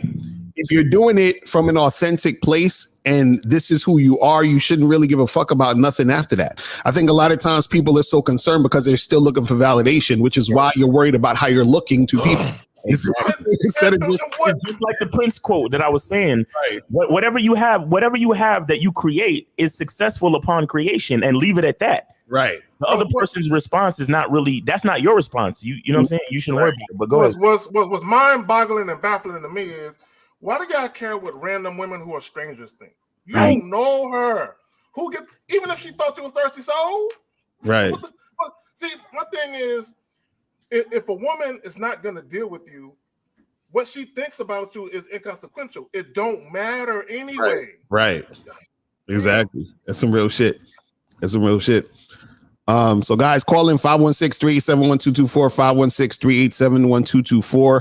You're only going to be here until 2. You feel what I'm saying? Because this is Super Bowl Sunday, so motherfuckers got shit to do. You know what I'm saying? Yeah. Motherfuckers really do. Enjoying life. Exactly. with people on the program. You know what I mean? Y'all got a question, put a Q in the chat as well. If y'all got authentic happiness. Mm-hmm. I'm just waiting for that. Motherfuckers, honestly. Yeah. I want to see Dre and them too. Right. So Burrow's going for some history today if they can make it through, because he got the Heisman, the national championship, and then he'll have a Super Bowl all in 3 years. So if they win, he does something never done before. Yeah, I'm rooting for him, man. The Rams in our division, so F them, and they beat us. F them. Go Bengals. So I'm a go Bengals. You're right. So yeah, I want to add to this a little bit too. I mean, just the BS too. But I know we're talking about to others, but to self is the worst. Right. And this is something too. Consuming information you know is bad for you. It's also BS, right? You for me to sit on and watch a program that I know that's not beneficial to me, or sitting around with people who hate women, and they're just sitting around talking, like consuming that is also being a part of BS, because what you're doing is you're not only entertaining the BS, but now you're going to put it out in the atmosphere about the BS you just heard. So you're doing exactly what you shouldn't do. If you're a man, I'm not going to talk to any one of these brothers on this panel and call in with some old BS, some old BS that I heard from somebody else. No, what we try to do is give you guys authentic truth every Sunday. Yeah. Every time they do a show, every time we move, this is authentic truth. Go ahead, Steve. No. Also, there's a rumor there's going to be a Tupac hologram. So I don't know if that's but no, I'm serious. That's what they're talking about. Anyway, but no, the lie. Oh, okay. All right, man. We out here, baby. Hey, let's go, Pop. Yeah, but the lie for a lot of guys also is just not what they are internally. There are several things of worrying about success, the future. You know, there's a fear of success a lot of men have because they don't know what to do next because they don't have the proper coaching. So the fear of success plus the fear of failure, plus even the fear of the present that most people don't even understand. You have all these fears that combine in trying to be something that you're not. But I guess the biggest problem that they don't understand is that women are very insecure. And women are the masters of lying and manipulation. They do that shit all day, every day, right? So they can smell. The worst part about it is they can smell these guys, and these guys don't even understand that even though you think you're lying, they know you're lying, but they have enough game to make your lie seem like a truth until they position themselves to get what the fuck they want from you, man. Facts. That's some real shit. It is. That's some real fucking shit right there. Shout out to Bernie L with the $5 super chat. He said, I heard Mac Dre hologram. What? Mac Dre. Salute panel. And also global product and gaming. Y'all don't know what Mac is, baby. You know, I'm just gonna let y'all know Mac's West Coast legend right there, man. Y'all don't even probably know who Mac is, but that's a West Coast legend. Global product. I know who he is. Romper Bro Gang. Super chat says, I want to show my appreciation for the advice. I'm grateful for your expertise and thoughtfulness. I would like to give value for value. I will take your advice to heart and get a coach. All right. Here's a good question. If you only gave one piece of advice, a game to your son, what would it be? See, the thing for me, or for some of us fathers on this panel, the number one thing I would tell my son for me is you're a Williams. You know, this is how Williams eats, this is how Williams moves, this is how Williams walk. You are a Williams, and you must represent the name, the bloodline, and the family with dignity, pride, and motherfucking respect. That's what I would do. Some real shit. Some real shit. Man, well, I ain't got no kids except for on YouTube. I just tell my sons to just be authentic, man. You know what I'm saying? Don't steal people's shit. You know, learn on your own, and you're gonna teach from a place of. You know, it's funny because I started this when I was like 26, 27, so I was young. And what I always did was when I didn't know something, I said, "Yo, I don't know." And I went to find out, or I learned from other people that knew, and then I brought the information back and I gave people credit and stuff like that. So sometimes it's okay to say you don't know. You understand? This times people ask me, oh, I don't know. I gotta, you know, get back to you on that. Right. You know what I mean? Like, it's like, you know, and instead of acting like you know and then giving people false information. And again, that's you also BSing yourself because you want people to look at you a certain way too. You see what I'm saying? And then you're ending up like messing up a situation for somebody else because they put trust in you to give them the right type of information or information that they think you know what you're talking about. So, you know, I think that's that's dope.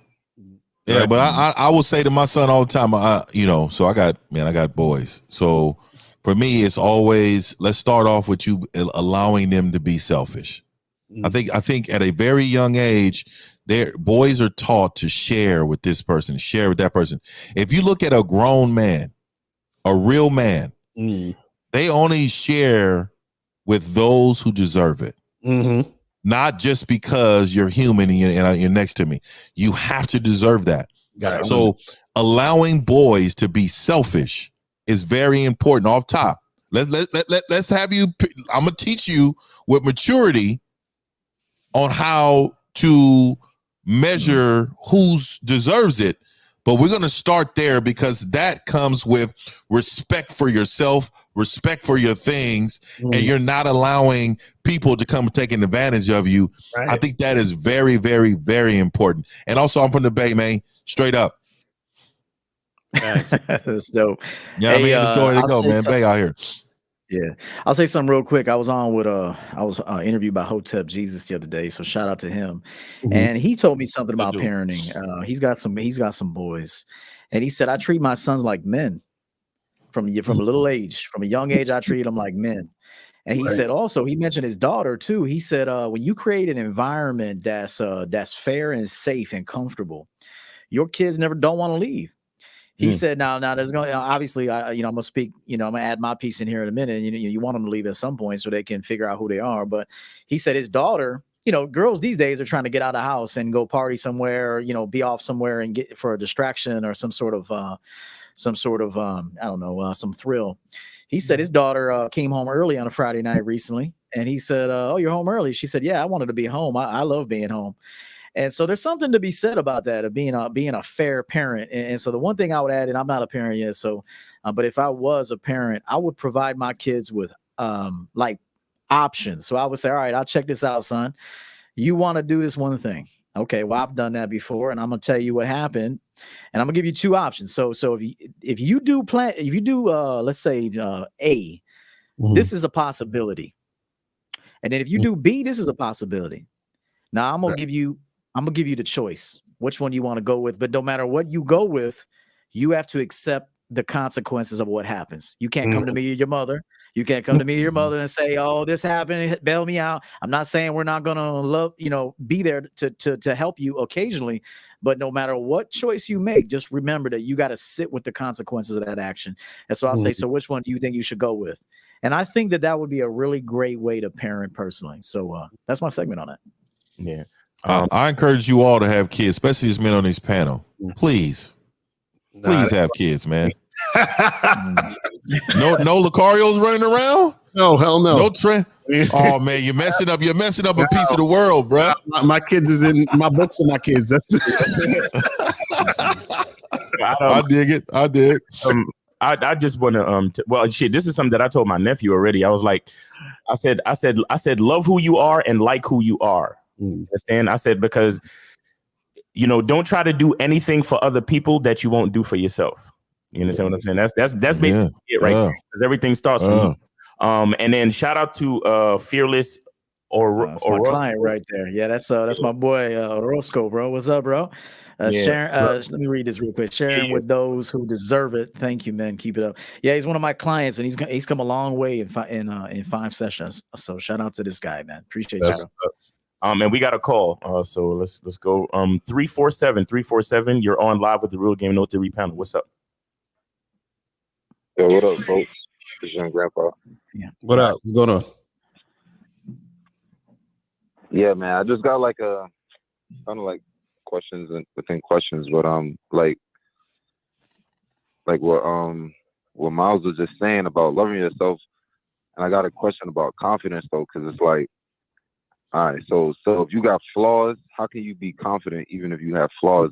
Wait, before you answer that, ask that question, Grandpa, who is your coach? No, I'm already on. I fuck with Lucario, and I read that. I listened to the video that he posted. I know you fuck with him, but are you on the Bad Boy membership, or are you being coached by him? Yeah, I'm on the Bad Boy membership, and I listened to that video he has on that, on building your confidence. But it's just not. Well, hold on. Let me say this to you because you said something, and I got to tell you about yourself. You mentioned having flaws, bro. Everybody got flaws, bro. Ain't nobody perfect. Everybody got flaws, and I think I'm the shit, but I'm a flawed motherfucker too. So yeah, I embrace it. I embrace my flaws, though. That's the difference. I embrace my flaws. Yeah, I know they're there. Caller. 1 second. Let me ask you a question. Yeah. Give me an example of a flaw that you're dealing with. Like I would say, like my teeth are fucked up, bro. Like, you know what I'm saying? Like, I got to get my shit fixed up and all that. I don't understand. I mean, they got this shit called Invisalign, man. What I don't understand about you, surface dwellers, is that you guys never ever really solve shit. I mean, it's just common sense, young man. If your teeth all crooked and shit, get some Invisalign, brother. Fix your. I think I tweeted that, Steve. I was really saying those with messed up teeth during COVID should be winning. You know what I mean?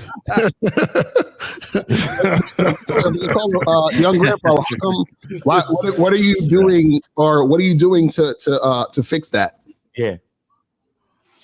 I am taking steps. Like, you know, I went to the dentist recently and everything, but like that shit gonna cost like $20K, but I'm like saving up to do that shit out of the country. But Damn. $20K? What the Wait, fuck is wrong with your mouth? if it's 20K, then you're getting veneers, bro. Right. You better go to Mexico. You're doing extractions and putting all fake teeth in your mouth. It's 20K. His teeth throwing up crip signs. Nah, We. I had to do like I had to do like 4 implants and shit. You know what I'm saying? Like, I lost like a lot of teeth and shit. So it's like, but it's not in my front teeth. You're not on no drugs or nothing, are you? Hey, you on drugs? Like a methamphetamines, ice, the shit that take your teeth out. You just drinking sugar drinks all day and shit. Soda. Right, like just eating Musketeer, 3 Musketeers all day. Having poor hygiene and shit. Hey, real quick, something I wanted to say that I forgot. This guy right here that I was coaching, he actually asked me during our last coaching session. He said, "I'd like to ask you a serious question, and I don't know how you're going to respond." I said, "Okay, what's that?" He's having a son. He's having a son real soon. He said, "I would really love it if you could give my son his middle name." And I said, man, he said, I really, want your energy with this kid, and it would really be I'd love for you to give my son his middle name. So I did the next day, and so his name is gonna be Xander. Oh shit, what did I name him? Damn, now I can't think of it. Xander. Hold on. That's an honest moment. Honest moment. Do me a favor. Put it in the chat. It's man, what did I name him, man? Xander. Hold up. Oh, no, give me a second, man. I'm killing it. Some I did name, and I gave it some tremendous thought. Just give me 1 second. I want to say this name on the air. I really do. The hell was that? Oh, my bad. So I wanted to go. He wanted to kind of go with something scriptural. So I looked through and I thought about it, and I thought, so his name is going to be Xander Ezekiel Orozco. So he's gonna have the EO in there too. So he loved it, and that's gonna be his name, man. So shout out to that little kid. That's what's up. That's what's up. I'm gonna leave that one alone. Caller, listen, look. So your teeth are bad. At least the one thing I'll tell you is that it's giving you something. It's giving you something to work towards, right? It's giving you something to work towards. Because I've had issues with the dentist and things like that. Let me grab my blanket, man. What? Grab your blanket. What are you, Linus? Motherfucker laying on the couch with a blanket, looking at YouTube. That don't sound very manly. You're at work, truck, bro. Like I'm out there. Hold on. When you smile, just keep your lips together. So wait, young grandpa, let me ask you a question. Okay, so you're saying that this is making it hard for you to feel confident or to be confident? Yeah, because he's mad at a question about some pussy. Huh? Yeah. That's one of the things. Yeah. Okay. Yeah, about a woman fucking. What was your question about that woman fucking that you posted? Oh, like I was just having a question about getting like sexually tested like before you fuck a chick and shit. Sexually tested? What do you mean? Like an actual test to see if they got STDs? Yeah.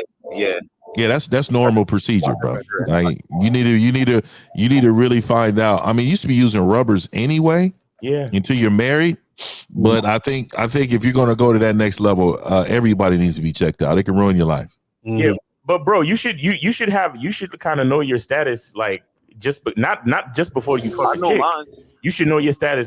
Oh, so you saying if the chick needs to get tested? Yeah, exactly.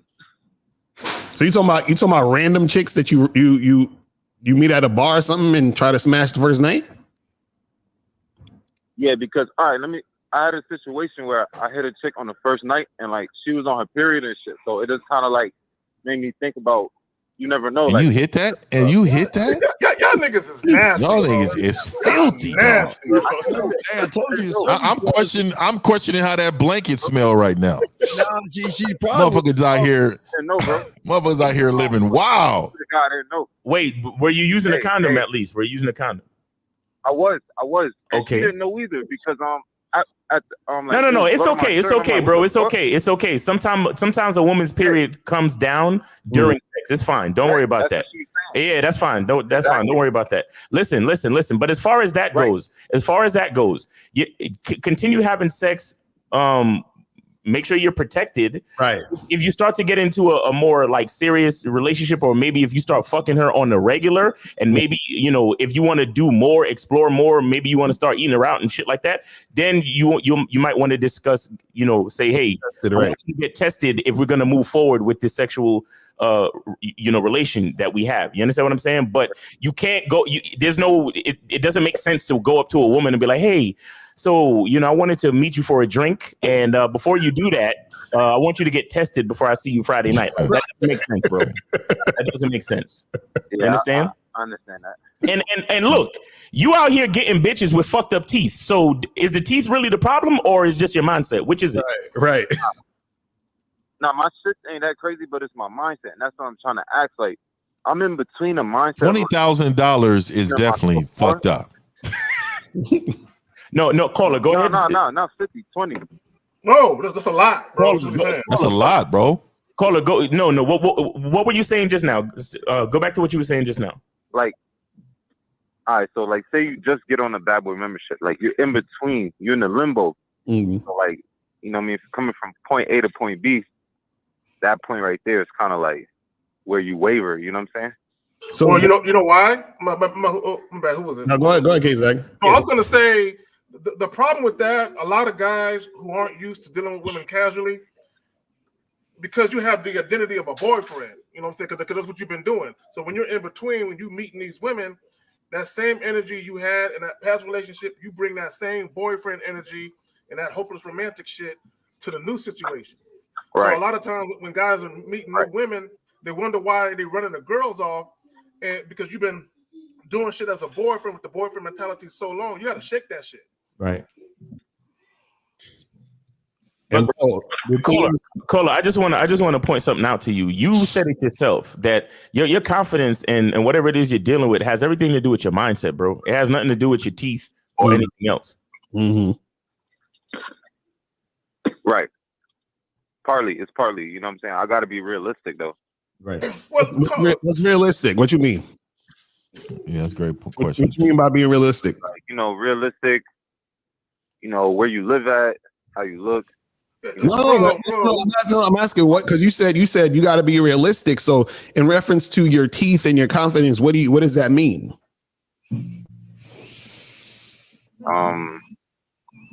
Like I can't have a false confidence, you know what I'm saying? Like I can't just be. What does a false confidence mean? What does that mean? Like thinking you greater than you are, you know. Bro. That's the problem right there. That's the problem. That's that low self-esteem shit right there. That's the problem right there. Let me ask you a question. My bad. No, go ahead. No, let me ask you a question. This dude said the tooth is inside you.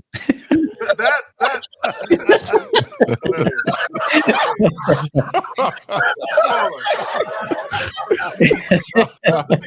me ask you a question. Oh no! The chick you had sex with.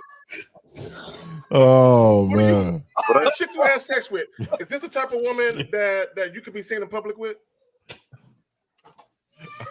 There you go. Most of them. He's most of them. Yeah, most of them. Oh no, the chick you recently had sex with, the chick that was bleeding on your shit, her. Man, that's an ugly broad bitch.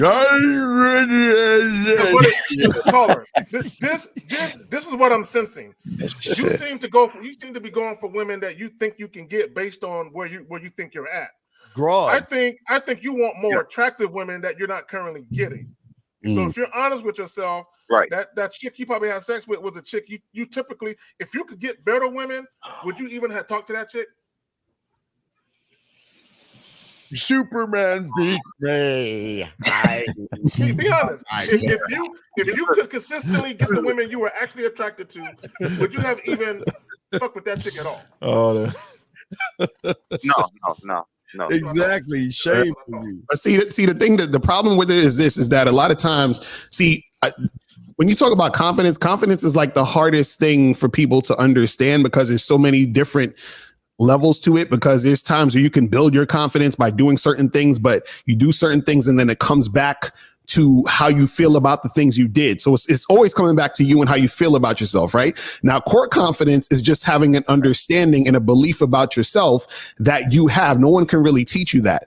And so what happens is that a lot of times what people are looking for is they're looking for things outside of themselves in order to say, well, I'll be confident once this thing outside of myself is to my liking. You understand what I'm saying? But core confidence is hold on. This is what I'm saying. Core confidence, for example, is saying, regardless of what's happening outside, I'm going to feel and choose to feel how I feel, regardless of what's happening outside.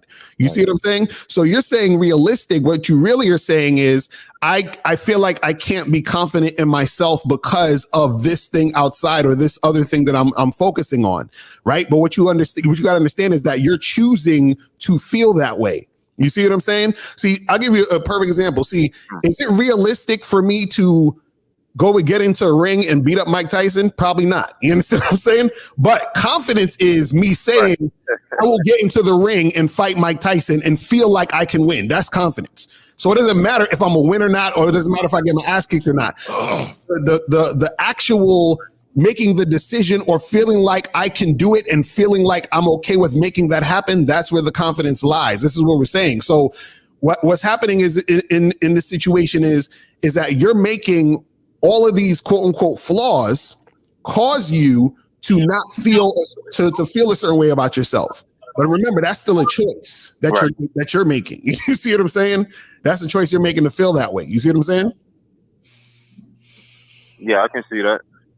I can understand that for sure. And then there's also too, I'm gonna add to Lucario's point with Mike Tyson. Like there's also men with different goals on what success looks like. Mm-hmm. So like being confident and getting in the ring with Mike Tyson is, you got to be very confident for that. Mm-hmm. But going into it and I knock him down a couple times and I still end up losing the fight, in my head I think I won. I'm not a trained Mike Tyson fighter. Mm-hmm. But at the end of the day, I still think I won this fight based upon my training or my experience at this point. Mm-hmm. So what I'm saying to you is that some people's success is different than others. Mm. Some people will say, oh, if I don't knock him out, oh man, I just was unsuccessful. Because their goal is to beat Mike Tyson. What I'm saying to you is set some realistic goals for yourself that that's based on what you can accomplish and build on that. And one last thing I'll say about that is maybe you can't fix your teeth right now, but try to keep them white as possible. I mean, you can buy teeth whiteners. You can keep a good oral hygiene routine. So, I mean, there's a lot of people that don't have perfect teeth, but they're white as they can possibly get them. And they're as clean as they can possibly get them. So I've met women who didn't have perfect teeth, but they had pretty smiles. And it's because I find something about her smile that I think is still cute. Then there's people with big ass fake white teeth. I'm like, damn, that shit don't even look right. So like, it all depends on big ass fucking teeth and shit. And so, you got to be proud of yourself, but you got to make slow steps to progress always. And there was one other thing I wanted to say. Most insufficiencies that people think they have are due to comparison. Because if you had nothing to compare it to, you wouldn't think you were inadequate or you were unattractive. But when you're looking out at somebody else and you're comparing yourself to that person, that's always going to be a problem. So you want to remember, I say this, you want to play your game. So if you don't have 20K, which I think is already inflated, but if you don't have 20K to go ahead and do what you need to do, then I think the next step would be, what's the next possible solution, whether it be temporary or permanent, at least I could keep them white. At least I could keep them clean. At least I could keep my breath fresh. And at least I could try to smile happily. Because again, I've met some women who didn't have perfect teeth, but I was like, damn, her teeth are pretty than a motherfucker to me. Like her smile is pretty. And then I met some big ass fucking reporters with big ass fake teeth. I'm like, damn, that looks whack to me. So stop comparing yourself to people. Real quick. What did the toothbrush and the whitening do to you to force getting in that motherfucking grill? You want to put the paper on that motherfucker? The paper probably like, no. Yeah, them first strips are gonna have a rough time. Them first few strips. and then get some employment where you have some great benefits. Or some of these women out here, man, like, hey man, they'll hop you on their benefits, man. Have some game about you and figure it out. Also, too, this you gotta understand too. See, lucky for you, there's a situation with your teeth that you can change, right? Lucky for you. Now, what's going to happen if there's a situation, right? No, because what's going to happen when there's a situation you can't change, right? And then are you going to just feel, upset about that for the rest of your life? Like it is what it is. Right. That's what I'm saying. So there's a level of acceptance that you have to have when it comes to this, because what happens is that anybody can talk about this. There's certain things that people can't change. It's like, well, I'm this height. I can't change my height. I'm not going to get any taller. So it is what it is. So I got to accept it or I can just complain about it all day. You see what I'm saying? Now, there are certain things you can change. You understand what I'm saying? And then you could work towards changing that if you want. But also at the end of the day, you have to be able to accept and be confident within whatever it is that you have going on, because what's going to happen is this: nobody's going to care that you're feeling sorry about yourself. You understand what I'm saying? All that people care about, and this is the crazy part, because all people care about is how they feel or how they think you make them feel, right? So now, when you're talking to a woman, she's not going to give a fuck that you feeling sorry for yourself. She's just going to be like, oh, this guy's a loser, whatever it is like that. But your confidence and your energy is something she's going to want to be around. But that first starts with you. And that also starts with accepting certain things that you can't change and then working towards changing the things that you can. Let me add this. Wait, quick caller. Ask Graw, do they have Legion of Doom insurance? The one you just fucked, ask her what is the Legion of Doom insurance policy where you can see if you can get your teeth fixed. Okay. I'm gonna tell you, man, I'm a survivor, man. I will be on 3 to 4 women's benefits and get my stuff paid for. I'm telling you right now. I would be on somebody's benefit. I promise you. Yo, caller, watch the Tinder Swindler and Hey, I remember I was seeing this one chick. Let me tell you a quick story real fast. I was seeing this one chick who was pretty as fuck, real pretty, man.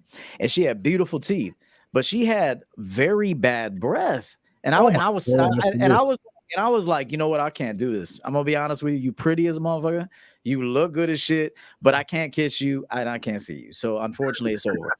And so what I'm telling you is you could even have nice teeth, but if your oral hygiene is not good, focus on the scent of your breath. Focus on that should be the importance right now. If I was going to give you some game, in addition to what everybody else said, which was true, you got to focus on how your breath smells, how they look. Forget about how crooked they are. Can you get them whiter? Can you clean them a little better? This is what matters, because at the end, you got to kiss someone, you got to talk to them close. They're not really focusing too much on how crooked your teeth are. Like Lucario said, it's how you make them feel. But if you got pretty teeth, but you're shit humming, it don't really matter at the end. Let me add this about confidence real quick. And it goes back to the analogy of the whole Mike Tyson thing. And I believe, 50, you said that some guys, they're going to feel like in order for them to be successful, they got to actually beat them, right? My thing is sometimes getting over your fear and just going out there and striking out there and doing something. Okay, that in and of itself is success because you did something that you had anxiety about. And I think with women, I think you're worried about. And see, and this is the thing. This is how guys fool themselves because y'all keep trying to separate women based on how they look. Well, hold on, caller, real quick. In general, to be honest. Okay, hold on, caller. Because you called in and you were talking about, how can you be confident if you're flawed or if you have flaws? Then you went on to tell us, how you had sex with this wombat that was on our period. So it's almost like you're saying that an unattractive woman will be more appreciative of who you are versus a pretty woman, as if there's a difference. They're still women, bro. You know what I'm saying? So I think you're placing too much of an emphasis on the prettier a chick is, the more flawless I have to be. Okay, and that bitch is flawed. Eo just told you about a chick with dragon breath. Right. And I keep telling y'all men. Goddamn shame, bro. I was like, you so pretty, but you stank. Get away from me. I keep telling y'all men too, man. If y'all missing something, lacking something in your life, you shouldn't be out here fucking for free. Man, stop giving away this dick for free. And I keep telling y'all all the time, you know that you look, I got something going on in my life and I need you to help me with it. You know what I mean? This is what it is. These teeth is fucked.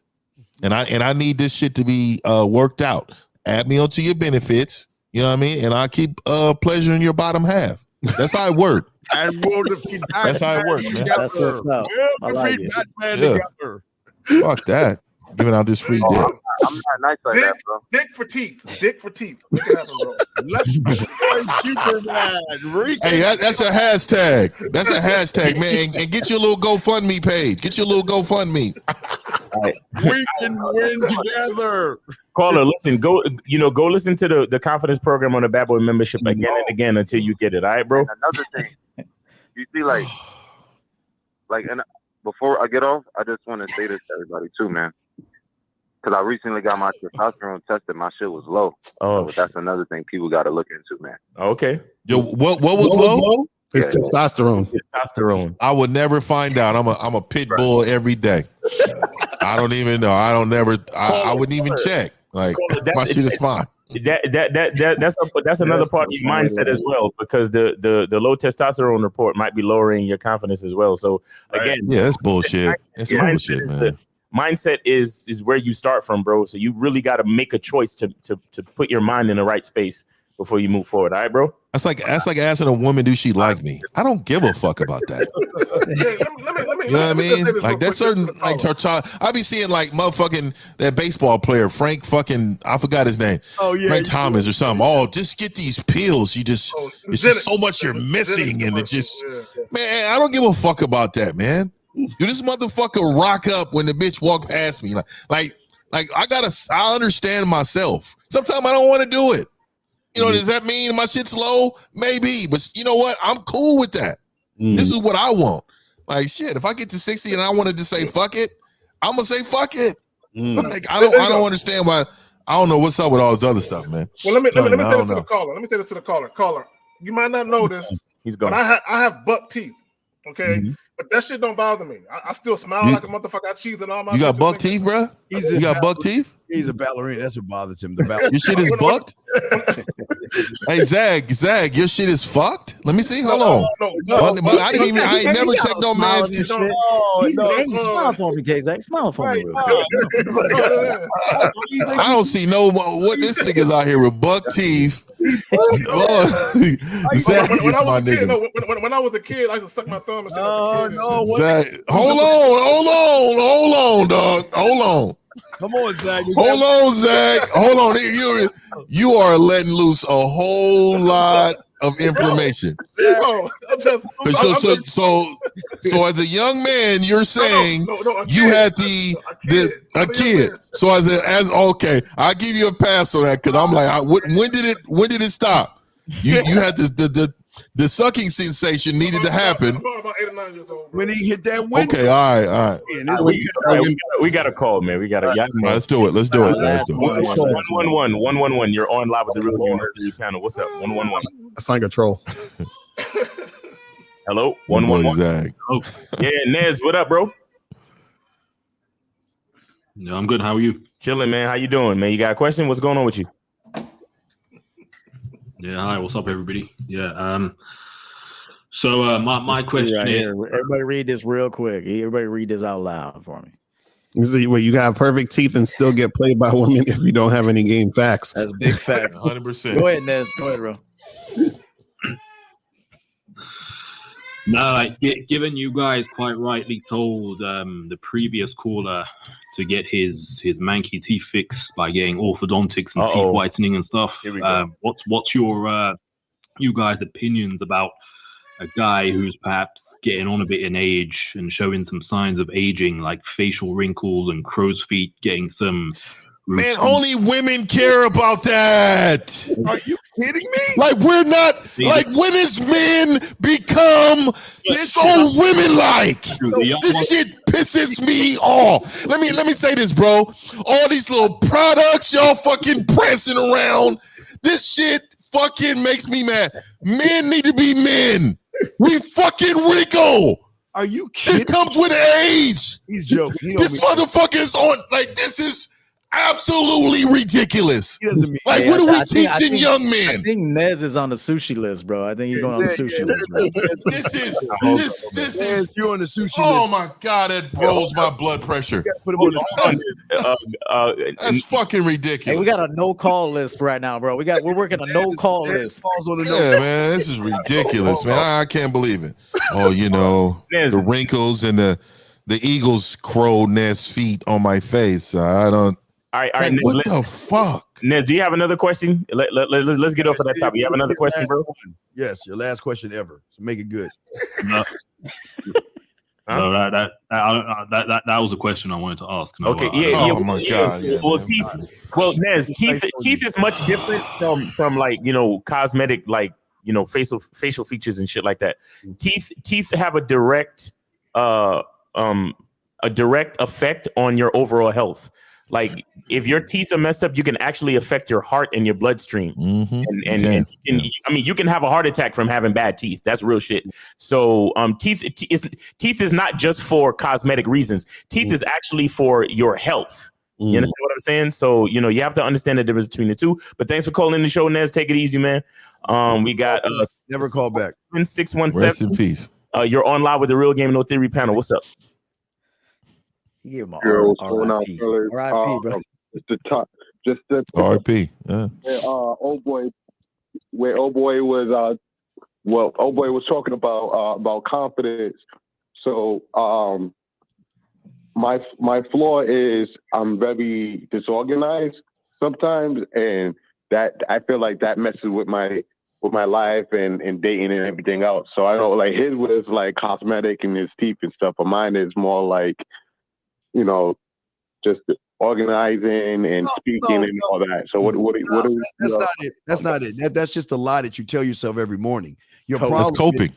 The problem is you don't have one of us teach. You're not under one of us as a student. That's your problem. That's your biggest problem. All the other Cola, do you have a coach? No, but I'm on the Bad Boy membership. Okay. Well, yeah, you better be doing it. I mean, you doing it? Yeah, bro. You need a coach, because if you're not organized, then that means, you know, there's something in your mindset that's lacking discipline. You know, you know that you have an issue, but are you working towards fixing it? You understand what I'm saying? You don't have a coach. You don't sound as if you're actually making moves to. Because look, if you're disorganized and you know that it's affecting your life in a negative way, and you're not doing anything to fix it, then that's the deeper issue is like shit like self-love.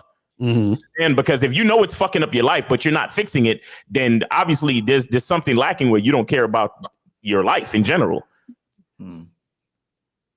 I think it's just a lot of prioritizing because it's a coach. I cut back. I cut back in the last week or so. I cut back on like social media and stuff like that, things that distract me, so that I can get more, so I can try to stay more focused. I also got like these neural pills that's supposed to help me focus. Lying to yourself. Caller. You're trying to fix an internal problem with a bunch of external elements. Thank you. You're losing the game, bro. You're losing the game, and you're spending money on pills. Why don't you spend money on a coach? Spend money on somebody that could get you right. There you go. All right, and we got a bunch of calls coming in, so I'm gonna let you go, but get yourself a coach, bro. Get yourself a coach, all right, peace, bro. It's like y'all be loving them to call in at the last minute. Go ahead, though. But we're gonna go through them quick. 914, what's your question? 914, what's up? Yeah, fellas, what up? Makari, what up, man? Steve the Dean, what up, man? All right, question, bro. What's your question, bro?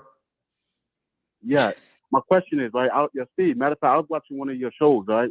And you was mentioning how, for instance, like in a dating world, stuff like that, if a woman was to say to you about if I got to get to know you, stuff like that, it's something like that, like you should still go on. But my thing is that when you're in a dating app, right, when a woman say that to you, how do you know if the woman really is trying to get to know you or she's just wasting your time? Well, if she's going, again, that's why I always tell you, if she's going towards your four, it's one thing if she says, okay, I want to get to know you, and then if she's playing games, she's going to tell you the truth. If she wants to get to know you and shows you a little interest little by little, then you go towards that. But you don't just take her what she's saying for face value. She's got to back and reinforce what she's saying, big dog. See, caller. I don't know if you really pay attention to what we say, because you asked, how do you know she's playing games? Why don't you just tell her what you want? Mm-hmm. Right. And that way you can get past all that guesswork and wondering. Caller, listen. When you're on a dating app, you tell a woman what you want. If she's not in compliance with what you want, you unmatch and move to the next chick. Thank you. and normally when they ask that, you let them know, no, I need to get to know you. Right. Like, I don't give a damn if they get to know me, man.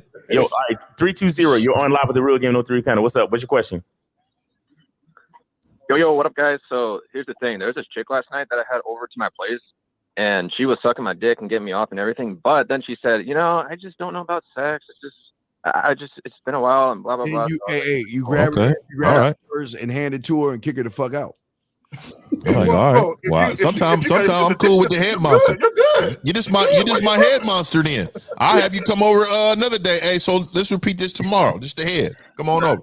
All right. What's your actual question? What's the problem? All right, that's it. I just thought it was really interesting. That's the first time I've ever seen that happen. Oh, okay. All right, cool, man. Really? It won't be the last. All right. Take it easy. All right, and then last call. Hey, you guys don't get. Yeah, you got to get blowjobs when your girls are on the rag, right? I mean, you get blowjobs still, right? Yeah, normally. So same thing. I mean, if a girl sucks your dick, then she don't want to fuck right now. There's something. Maybe she got a little something going on down there, and you just let her go home. All right. 757. You're on live with the Real Game No 3 panel. What's going on with you? She ain't gonna tell you she fucked up, bro. She ain't. Yeah. Go ahead, caller. Yeah, appreciate you guys having me on and everything you guys talk about. All right, just quick question. What's you guys' thoughts on dipping overseas to find different tricks or whatever? Okay. What is what's your reason for it though? Like that. Let me ask you that before we answer that question. Mm-hmm. What is the reason for you going overseas to find women?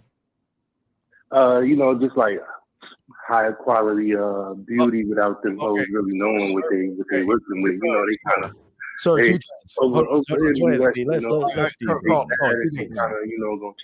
All right, caller, stop. Two things you need to understand. I want to say two things to you. Number one, so you're telling me you're going to spend like over $1,000 just for what? 3 minutes of fucking. Number one, that's number one. Mm-hmm. And number two, what do y'all guys think that these women that are foreign don't know losers? What makes you think that because you're an American, that she's not going to smell bitch on you and not run game on you? What makes you think that who you're talking to might be a Russian syndicate or some kind of something that's doing all the typing and have these whores come off the street, clean them up, take the photo, and they doing all the talking so they can bring your ass to get your kidney? You guys, y'all have got to be listen. If you can't get pussy in the Americas, you can't get pussy anywhere, sir. Facts. And caller, and they know you're a mark. There's high quality beauty in America as well. There's high quality beauty all over this world. And also in the whatever state you live in. But go ahead, Eo.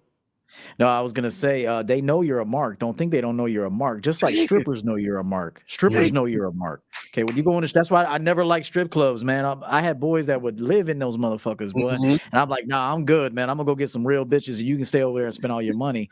And so, and I would tell them that, hey, go ahead and spend your money. I'll go out alone, bro. You're gonna cramp my style anyway with your thirsty ass energy. There was this one time, I'll never forget this one time, man. I was my boy. This dude was a good looking dude, tall. the Chad, bro. This dude was a Chad, according to whatever the fuck y'all call Chads. He was like 6'2", muscular, worked for Loyola University, good ass job. This motherfucker got turned down one time at a bar. This dude walked up to me, beelined up to me, and said, "Man, let's get out of here. Let's go to the strip club." I was like, "Get the fuck out of here, man!" And so I'm just telling you right now that they see you as a punk ass bitch, Mark, just like the strippers do. Right. All right, Caller, you good? But what if you're not a punk ass bitch ass? Listen, wait, sir. You just called us with some question implies it. But yeah, that's right, bro. That's what you don't understand. The minute that you're going, think about it this way: when you go over to another country and you're an American, right? They already have a perception of why you're there because all of the other guys who are Americans and all the other stuff are coming over there to trick. So you were just another trick. So because she sees you as a trick, she's going to see you as a lame. You understand that? Yeah, I got you. You talking about like mostly like sex workers though. I'm talking about like, you know. No, I'm talking about regular women.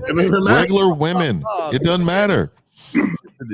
These regular women know what you are, bro. They know you can't. You're unsuccessful in America, so you flew overseas. They know that. You actually think these poor women have never met a version of you in their language before? Do you think these poor women have never met a version of you in their language before? Have had some level of success. Listen, if that's the case, why are you calling us? You lying. Wait, hold on. Wait, caller, what'd you say? Say that again real quick. Financially, I got a cue, Lucario. To look for something different. Wait, say it again. I missed it. Go ahead one more time.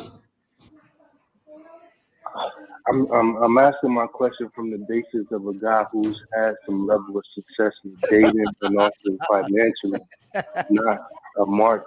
So if you had, hold on. So if you had level of success in dating, why are you going over there to make it happen? Why don't you just have your level of success continue where you're at?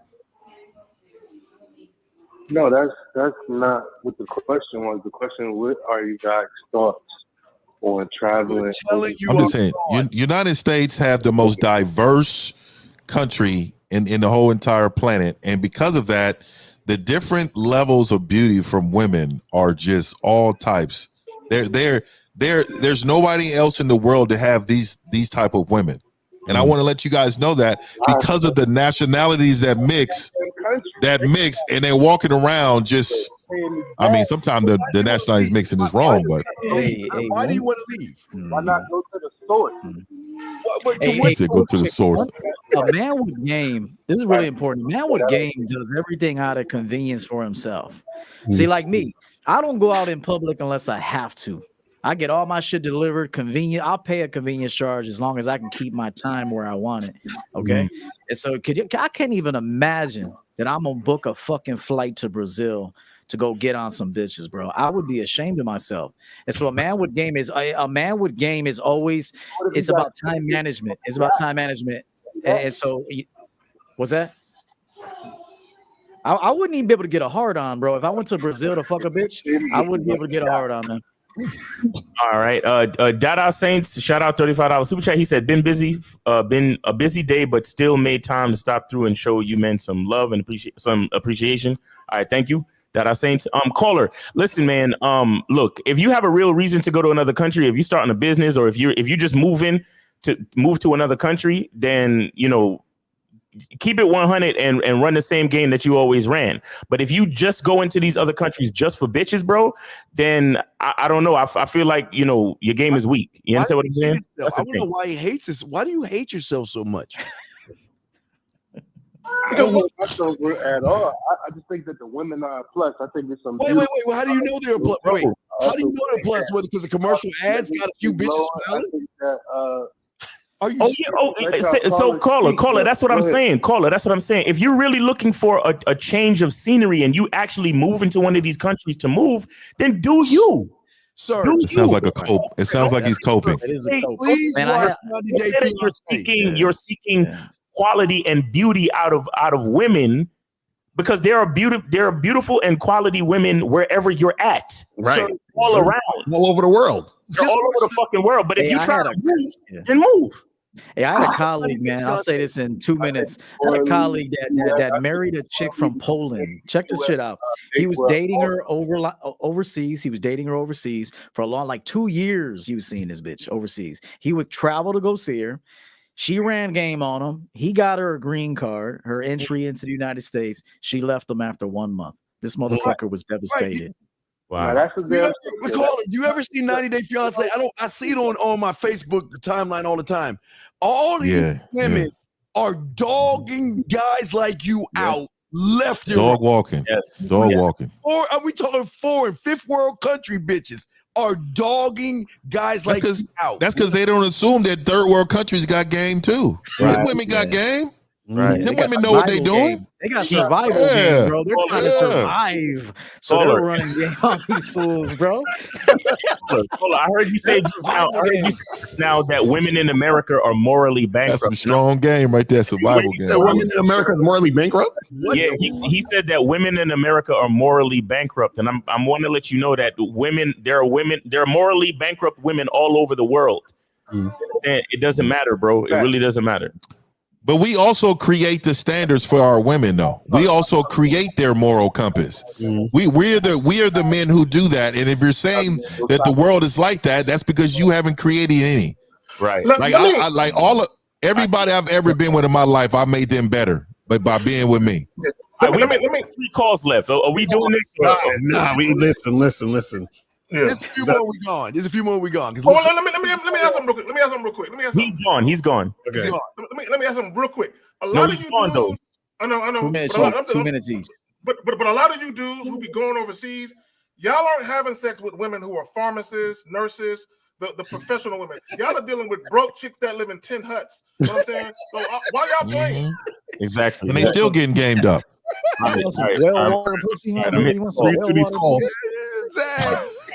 Let me call. All right, 208. You're on live with the Real Game No 3 panel. What's up? 208. What's up? I ain't never smashed in the hut. I need to do that. Yeah, 208. Your question? Real quick. Hey, yeah, give me a no. Hello? Can you guys hear me? Yeah, we hear you. Go ahead. Your question. All right, so this is the thing, man. I'm 21, and I have about 10 bodies. I became very conscious of myself around 17. He said I have 10 bodies. 10 bodies. Ooh, you're a Mac. So, no. I'm not saying that to brag. I'm saying that because I have self-control and I value my dick. So why do we give a fuck about how many bodies you got? Why do you think you give a fuck about your body? What's the question, though? What's the question? Yeah, well, what's the question? No.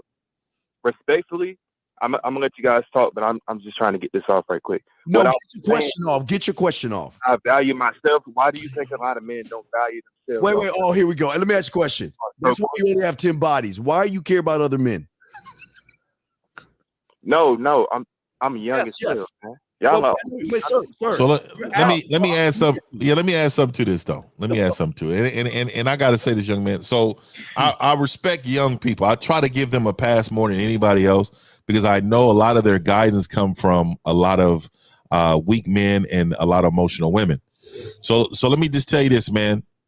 In your life, being sexually disciplined, is that something that you wanted to do? Think about what I'm asking you, where this is a rhetorical question, so you don't necessarily need to answer.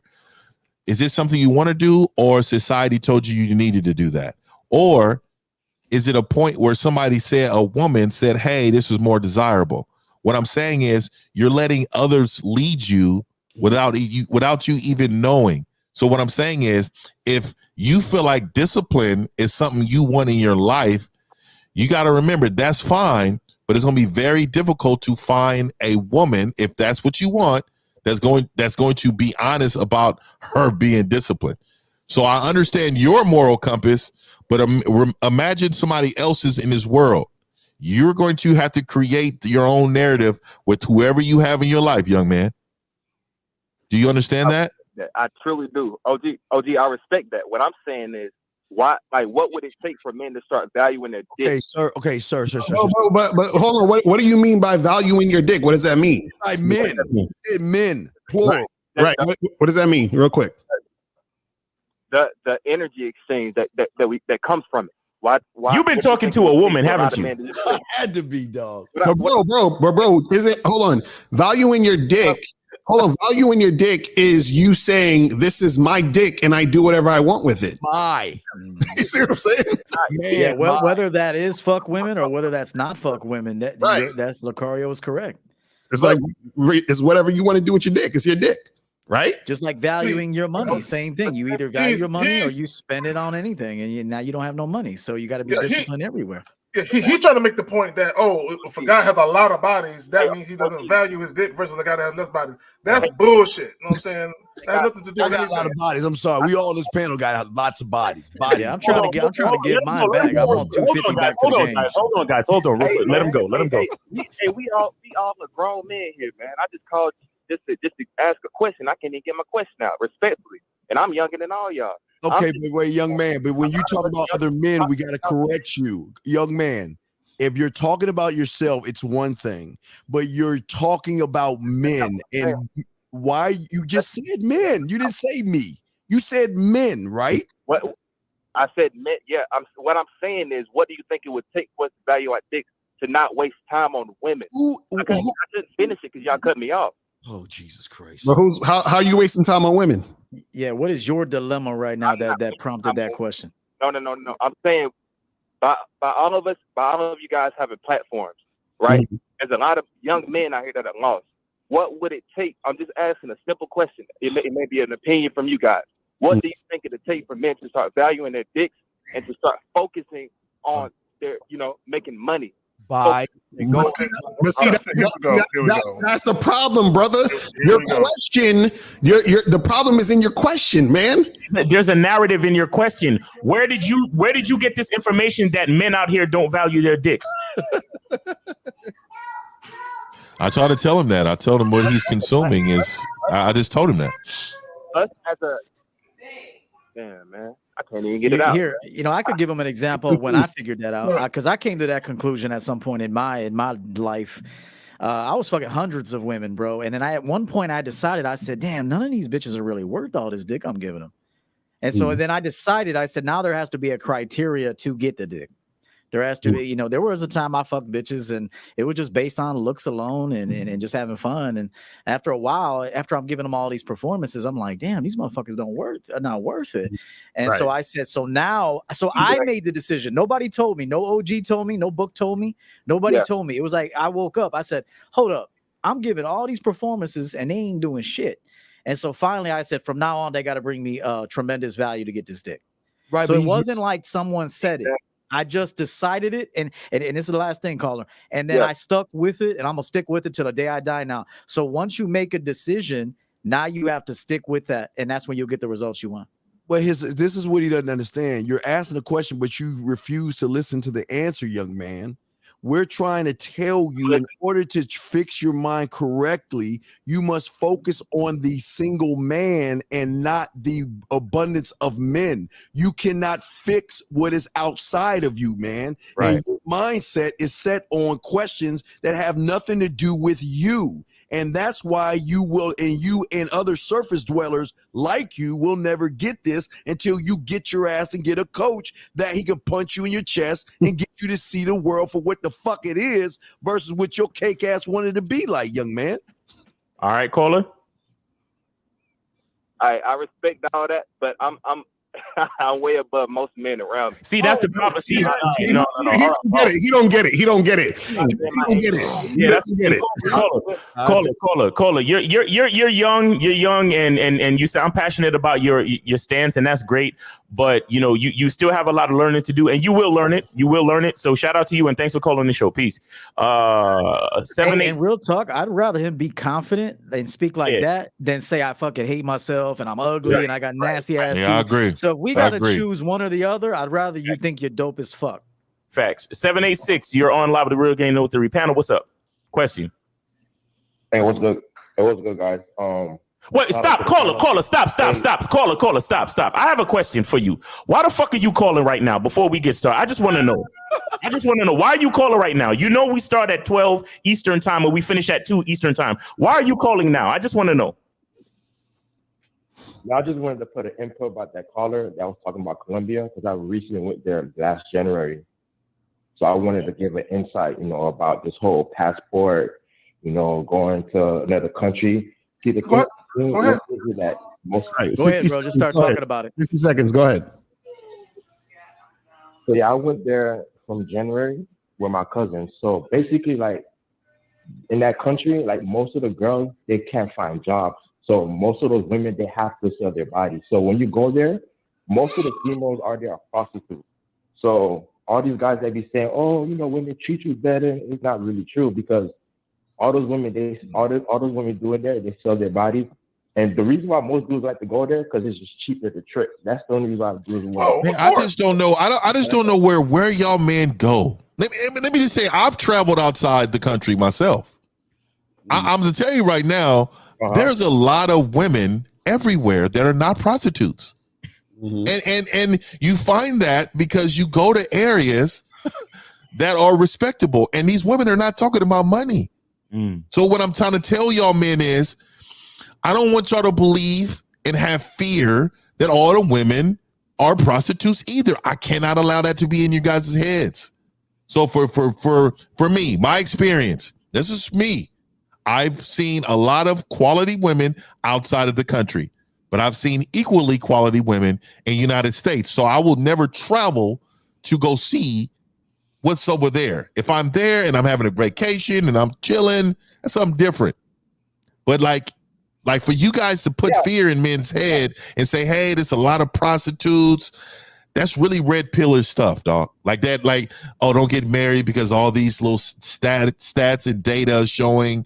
Like, we don't want to put fear in men's head. We want men to understand if they lead with their principal values and morals, they'll be successful no matter what part of the world you're in.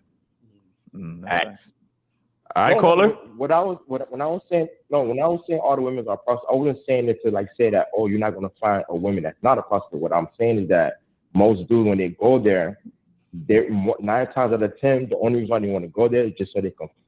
No, I get it. I get his point. I think I understand what he's trying to say. Is that guys act like they're going there and just meeting regular everyday chicks. Right. That's not who they meeting. They meeting what he's talking about. Exactly. All right, caller. We appreciate you, man. Thanks, man. Let's get to the next call. 775. What's going on? What's your question? How you doing, gentlemen? Good, man. What's going on? What's your question? I have a question when it comes to dealing with a married woman. So at the moment, I am dating a woman who is going through the process of divorce, and just recently, today, even though we only been dating for 2 weeks, she brought up the question of maybe in the future seeing marriage, which is kind of in 2 weeks. No. You're still going through a divorce. Yo, wait. Caller. What is your actual question for yourself? What is your question? And are you hitting it wrong? And too many men say the word dating. Too many men say dating. I'm dating someone. Like, what the fuck? I said that, EO. I said All we right, gotta stop that, man. Bullshit. Hold on, caller. What is your question? My question is, are her emotions fake or just delusional? Telling me that now she's serious. These men are struggling. These men are struggling. We on pumps right now. You're kidding, right, caller? You're lying to us right now. And caller, you say you've been dating for 2 weeks, so that means y'all had sex for the first time 2 weeks ago? I gotta cut this one up. Or you just took her out for the first time 2 weeks ago? Jesus Christ. We've been seeing each other for 6 months. You've been seeing each other for 6 months. So why did you say 2 weeks ago? Yeah, where the fuck did 2 weeks come from? 2 weeks ago, I said making it official as boyfriend and girlfriend. Oh, so are we serious? Why? Hold on, caller. This is what you need to understand. You have to understand what you're actually doing. You have been dating. You've been seeing each other / dating for 6 months. You made her your girlfriend 2 weeks ago. So you got to say what you mean, caller. Everything is in the details. The details make a difference. Okay. She's running game. All right, go ahead, 50. He's about to beat Dennis Rodman because you are a rebound. And the reason why I'm saying this is because when women, let me just tell you the understanding just from the psychological part of it, right? During the transition of marriage, of a relationship, or whatever it is, there is a time period where the person, the woman, Not men. See, men, we process different. But a lot of times women, they want to be validated. They want to feel attached and close to someone. So what they do is in that span of time, they get a hold of somebody who delivers those things that they need in order to move on. Mm-hmm. When she frees herself emotionally from that man's connection or whatever they had, then she's going to view you as someone who's beneath her. Mm-hmm. And that's what it's called the rebound, because she doesn't respect a man like you to give up all your resources to be in a relationship with someone who's married, because she obviously valued marriage. How much respect? So this is what I'm saying to you, all you men out here that's getting with these women during this transitional period, you need to understand, like, it's okay to mush them, to smash them, right? But when you are involving your resources in these things, man, it's a very, very fine line, brother. Very fine line. This is why I blame men. That's why we blame men for everything, because it's all their fucking fault, bro. This dude fell in love with a married bitch. Marriage and two caller. Let me ask you a question. Are you still there, caller? He's still there. Two things. Are you hitting it raw? Yeah. She can't have no more kids, bro. Caller, are you hitting it raw? I'm still in the call. Caller, are you having sex with her without condoms? Yes, I'm getting it raw. Okay. She can't have no kids, right? She can't even give you no children. I'm gonna ask you another question. She got a hysterectomy in it. Be honest. She had a hysterectomy. Caller, are you skeeting in her? How old is she? How old is she? Caller, hold on real quick. Are you skeeting in her? She is 35. She's 35. Can she have kids? She's 35. Can she have kids? Can she have kids? I can still have kids. No, can she have kids? Yes, I bet. Yes. She can.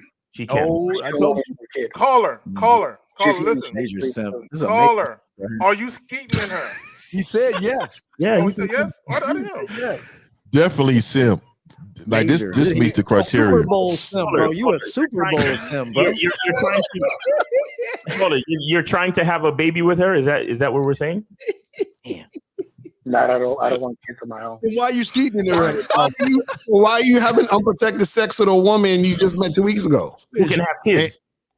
And let me tell you, she's smashing her husband still, who's out there in the streets raw dogging it himself, and he's transferring whatever he brings home to you. Mm-hmm. God damn. They're separated. He doesn't come home at all anymore. I'm at the house. You think so? Is that what she told you? You guys believe everything women tell you. You know what? I had to tell a client recently. He was telling me he was talking bad about the girl he's seeing. About, I guess the woman was telling him, like, my ex is a piece of shit, and then he told me, I guess her ex is a piece of shit. I said, never say that again, bro. Right. Never call another man a piece of shit because she told you so. Never, just don't say nothing about that shit, bro. Never listen to what a woman tells you about an ex. Never do it. He's a bitch. He's a bitch. Yeah, go ahead, caller. So this is for Unique 79. He said, "Who's paying for Valentine's tomorrow?" We were supposed to give each other's gifts, but based on her attitude or some things that she did, I canceled. Wait, what did she do? You need to break it off right now. Break it off right now. Call her right now. I'm curious. What did she do? What did she do? We kind of became distant. So I was like, if you're not going to be connected to me or give me some attention. Did this word use a vaginal word, connected? This guy called in last week. You the guy that called in last week and said the woman is not showing you any affection and she's a married woman going through a divorce, yes? Oh, my God. That is me. Yeah. Okay, that's you. So last week you said y'all was together for 4 months. What happened? That was some time, man. Shit. Well, you get lost in time with this bitch. Say that again. How much? It goes from 4 to 6. No. You just told us 2 weeks today. Last week you said y'all was together for 4 months. So which one is it? He don't know. Mm-hmm. Oh my God. 45 months. So then why you told us 2 weeks just now? Because he's lying. 2 weeks after. Can you imagine sense. I want to ask the fella something. He made Can you it- imagine if he made a it married official. motherfucker was begging you for attention? Like, I wish and no woman could beg me for attention, but a married woman gonna tell me about attention? Bitch, you better take your ass over to the courthourse and get a motherfucking divorce. No, before you talk to me about some attention. He's begging her for attention. Oh, you begging her for attention? He's begging her for attention. Yeah, so you're on the list, so bro. You're on the real no-call game, list. no theory. You're on the list. You're on the list. You're on the list. Real game, no theory, man. Like, and see, and this is what I'm saying. It's like there's no difference between him and these men who travel to the countries. There's no difference. Yeah. There's no difference. People calls in the queue, man. You gotta wait till next week. Yeah, don't call back, man. Don't call back. You on the list. Don't ever call Yo, back. caller, it's dangerous. The situation you're in is dangerous, bro. You're dealing with a married woman, but I don't understand why did you call back? And why did you lie? And why are you calling us? Well, I'm calling back to see if the situation is making sense, but I'm not really lying because, yes, I got the time frames wrong, but I'm kind of giving like a decently accurate month. Well, 2 weeks and 4 months is two different things, bruh. It's not always going to be accurate, but it's close. Hey, caller, be honest about this. Be honest about this. Are you pussy whooped? Just say yes. I don't Just know. be honest. Okay, are you whooped on the pussy? She gave you some pussy and now you got to have it. Are you whooped on the pussy? Whipped. Pussy whipped. Perhaps it kind of sounds like it based on my actions. That's right. Hey, listen, never buy a married woman a Valentine's Day present, bro. You don't buy her shit. I don't say. I think she has to be your wife to even get a damn Valentine's gift. What are we doing out here? What is this bitch doing for you in a regular relationship? This bitch ain't really committed to you. Why y'all going out in public? Why are you even making public appearances with her? He needs coaches seriously. Real game, no theory, my brother. Good night. Appreciate Right, bro, take it easy, man. No call list, bro. No call Got list. 2 more. Y'all want them or no? 2 more. Let's get 2 No. They might be important. Bro, it is 12:30. I mean, it's 11:30 out here. 678. Question. 678. Quick. Go ahead. Hey, y'all can hear me? Yes, sir. Question. What's the question? Hey, y'all be killing me. I'm getting to it. Don't worry about that. Y'all be killing me. Y'all be trying to be with me. Yeah, fuck out of here. So 530, and they keep coming. The fucking calls keep. I don't understand this shit. Trolling. Fuck that. They trolling right now. They trying to keep us. 530. What's your question? Can you hear me? What's your question? Yes, we can hear you. What's your question, bro? All right, yo, you guys can end the show right after this call, man, bro. I just wanted to say thank you for you guys. This motherfucker gave us permission to end the show after the call. All right, we're old men over here, man. Like, who the fuck these motherfuckers think they be talking to? Caller, we appreciate you, man. Thank you. We appreciate you, man. Take it easy. All right? God, I don't know. That's like going to somebody's house. Hey, man. I mean, y'all can go ahead and have a seat. Like, what the fuck are you talking to? Who are you talking to, bro? That's what 830. It's crazy out here, man. 830. What's your question? I'm glad we took this call because that motherfucker was not dictating nothing. That was a troll. Perfect. All right, we out of here. That was. All right, guys. We'll see y'all later next week. Hey,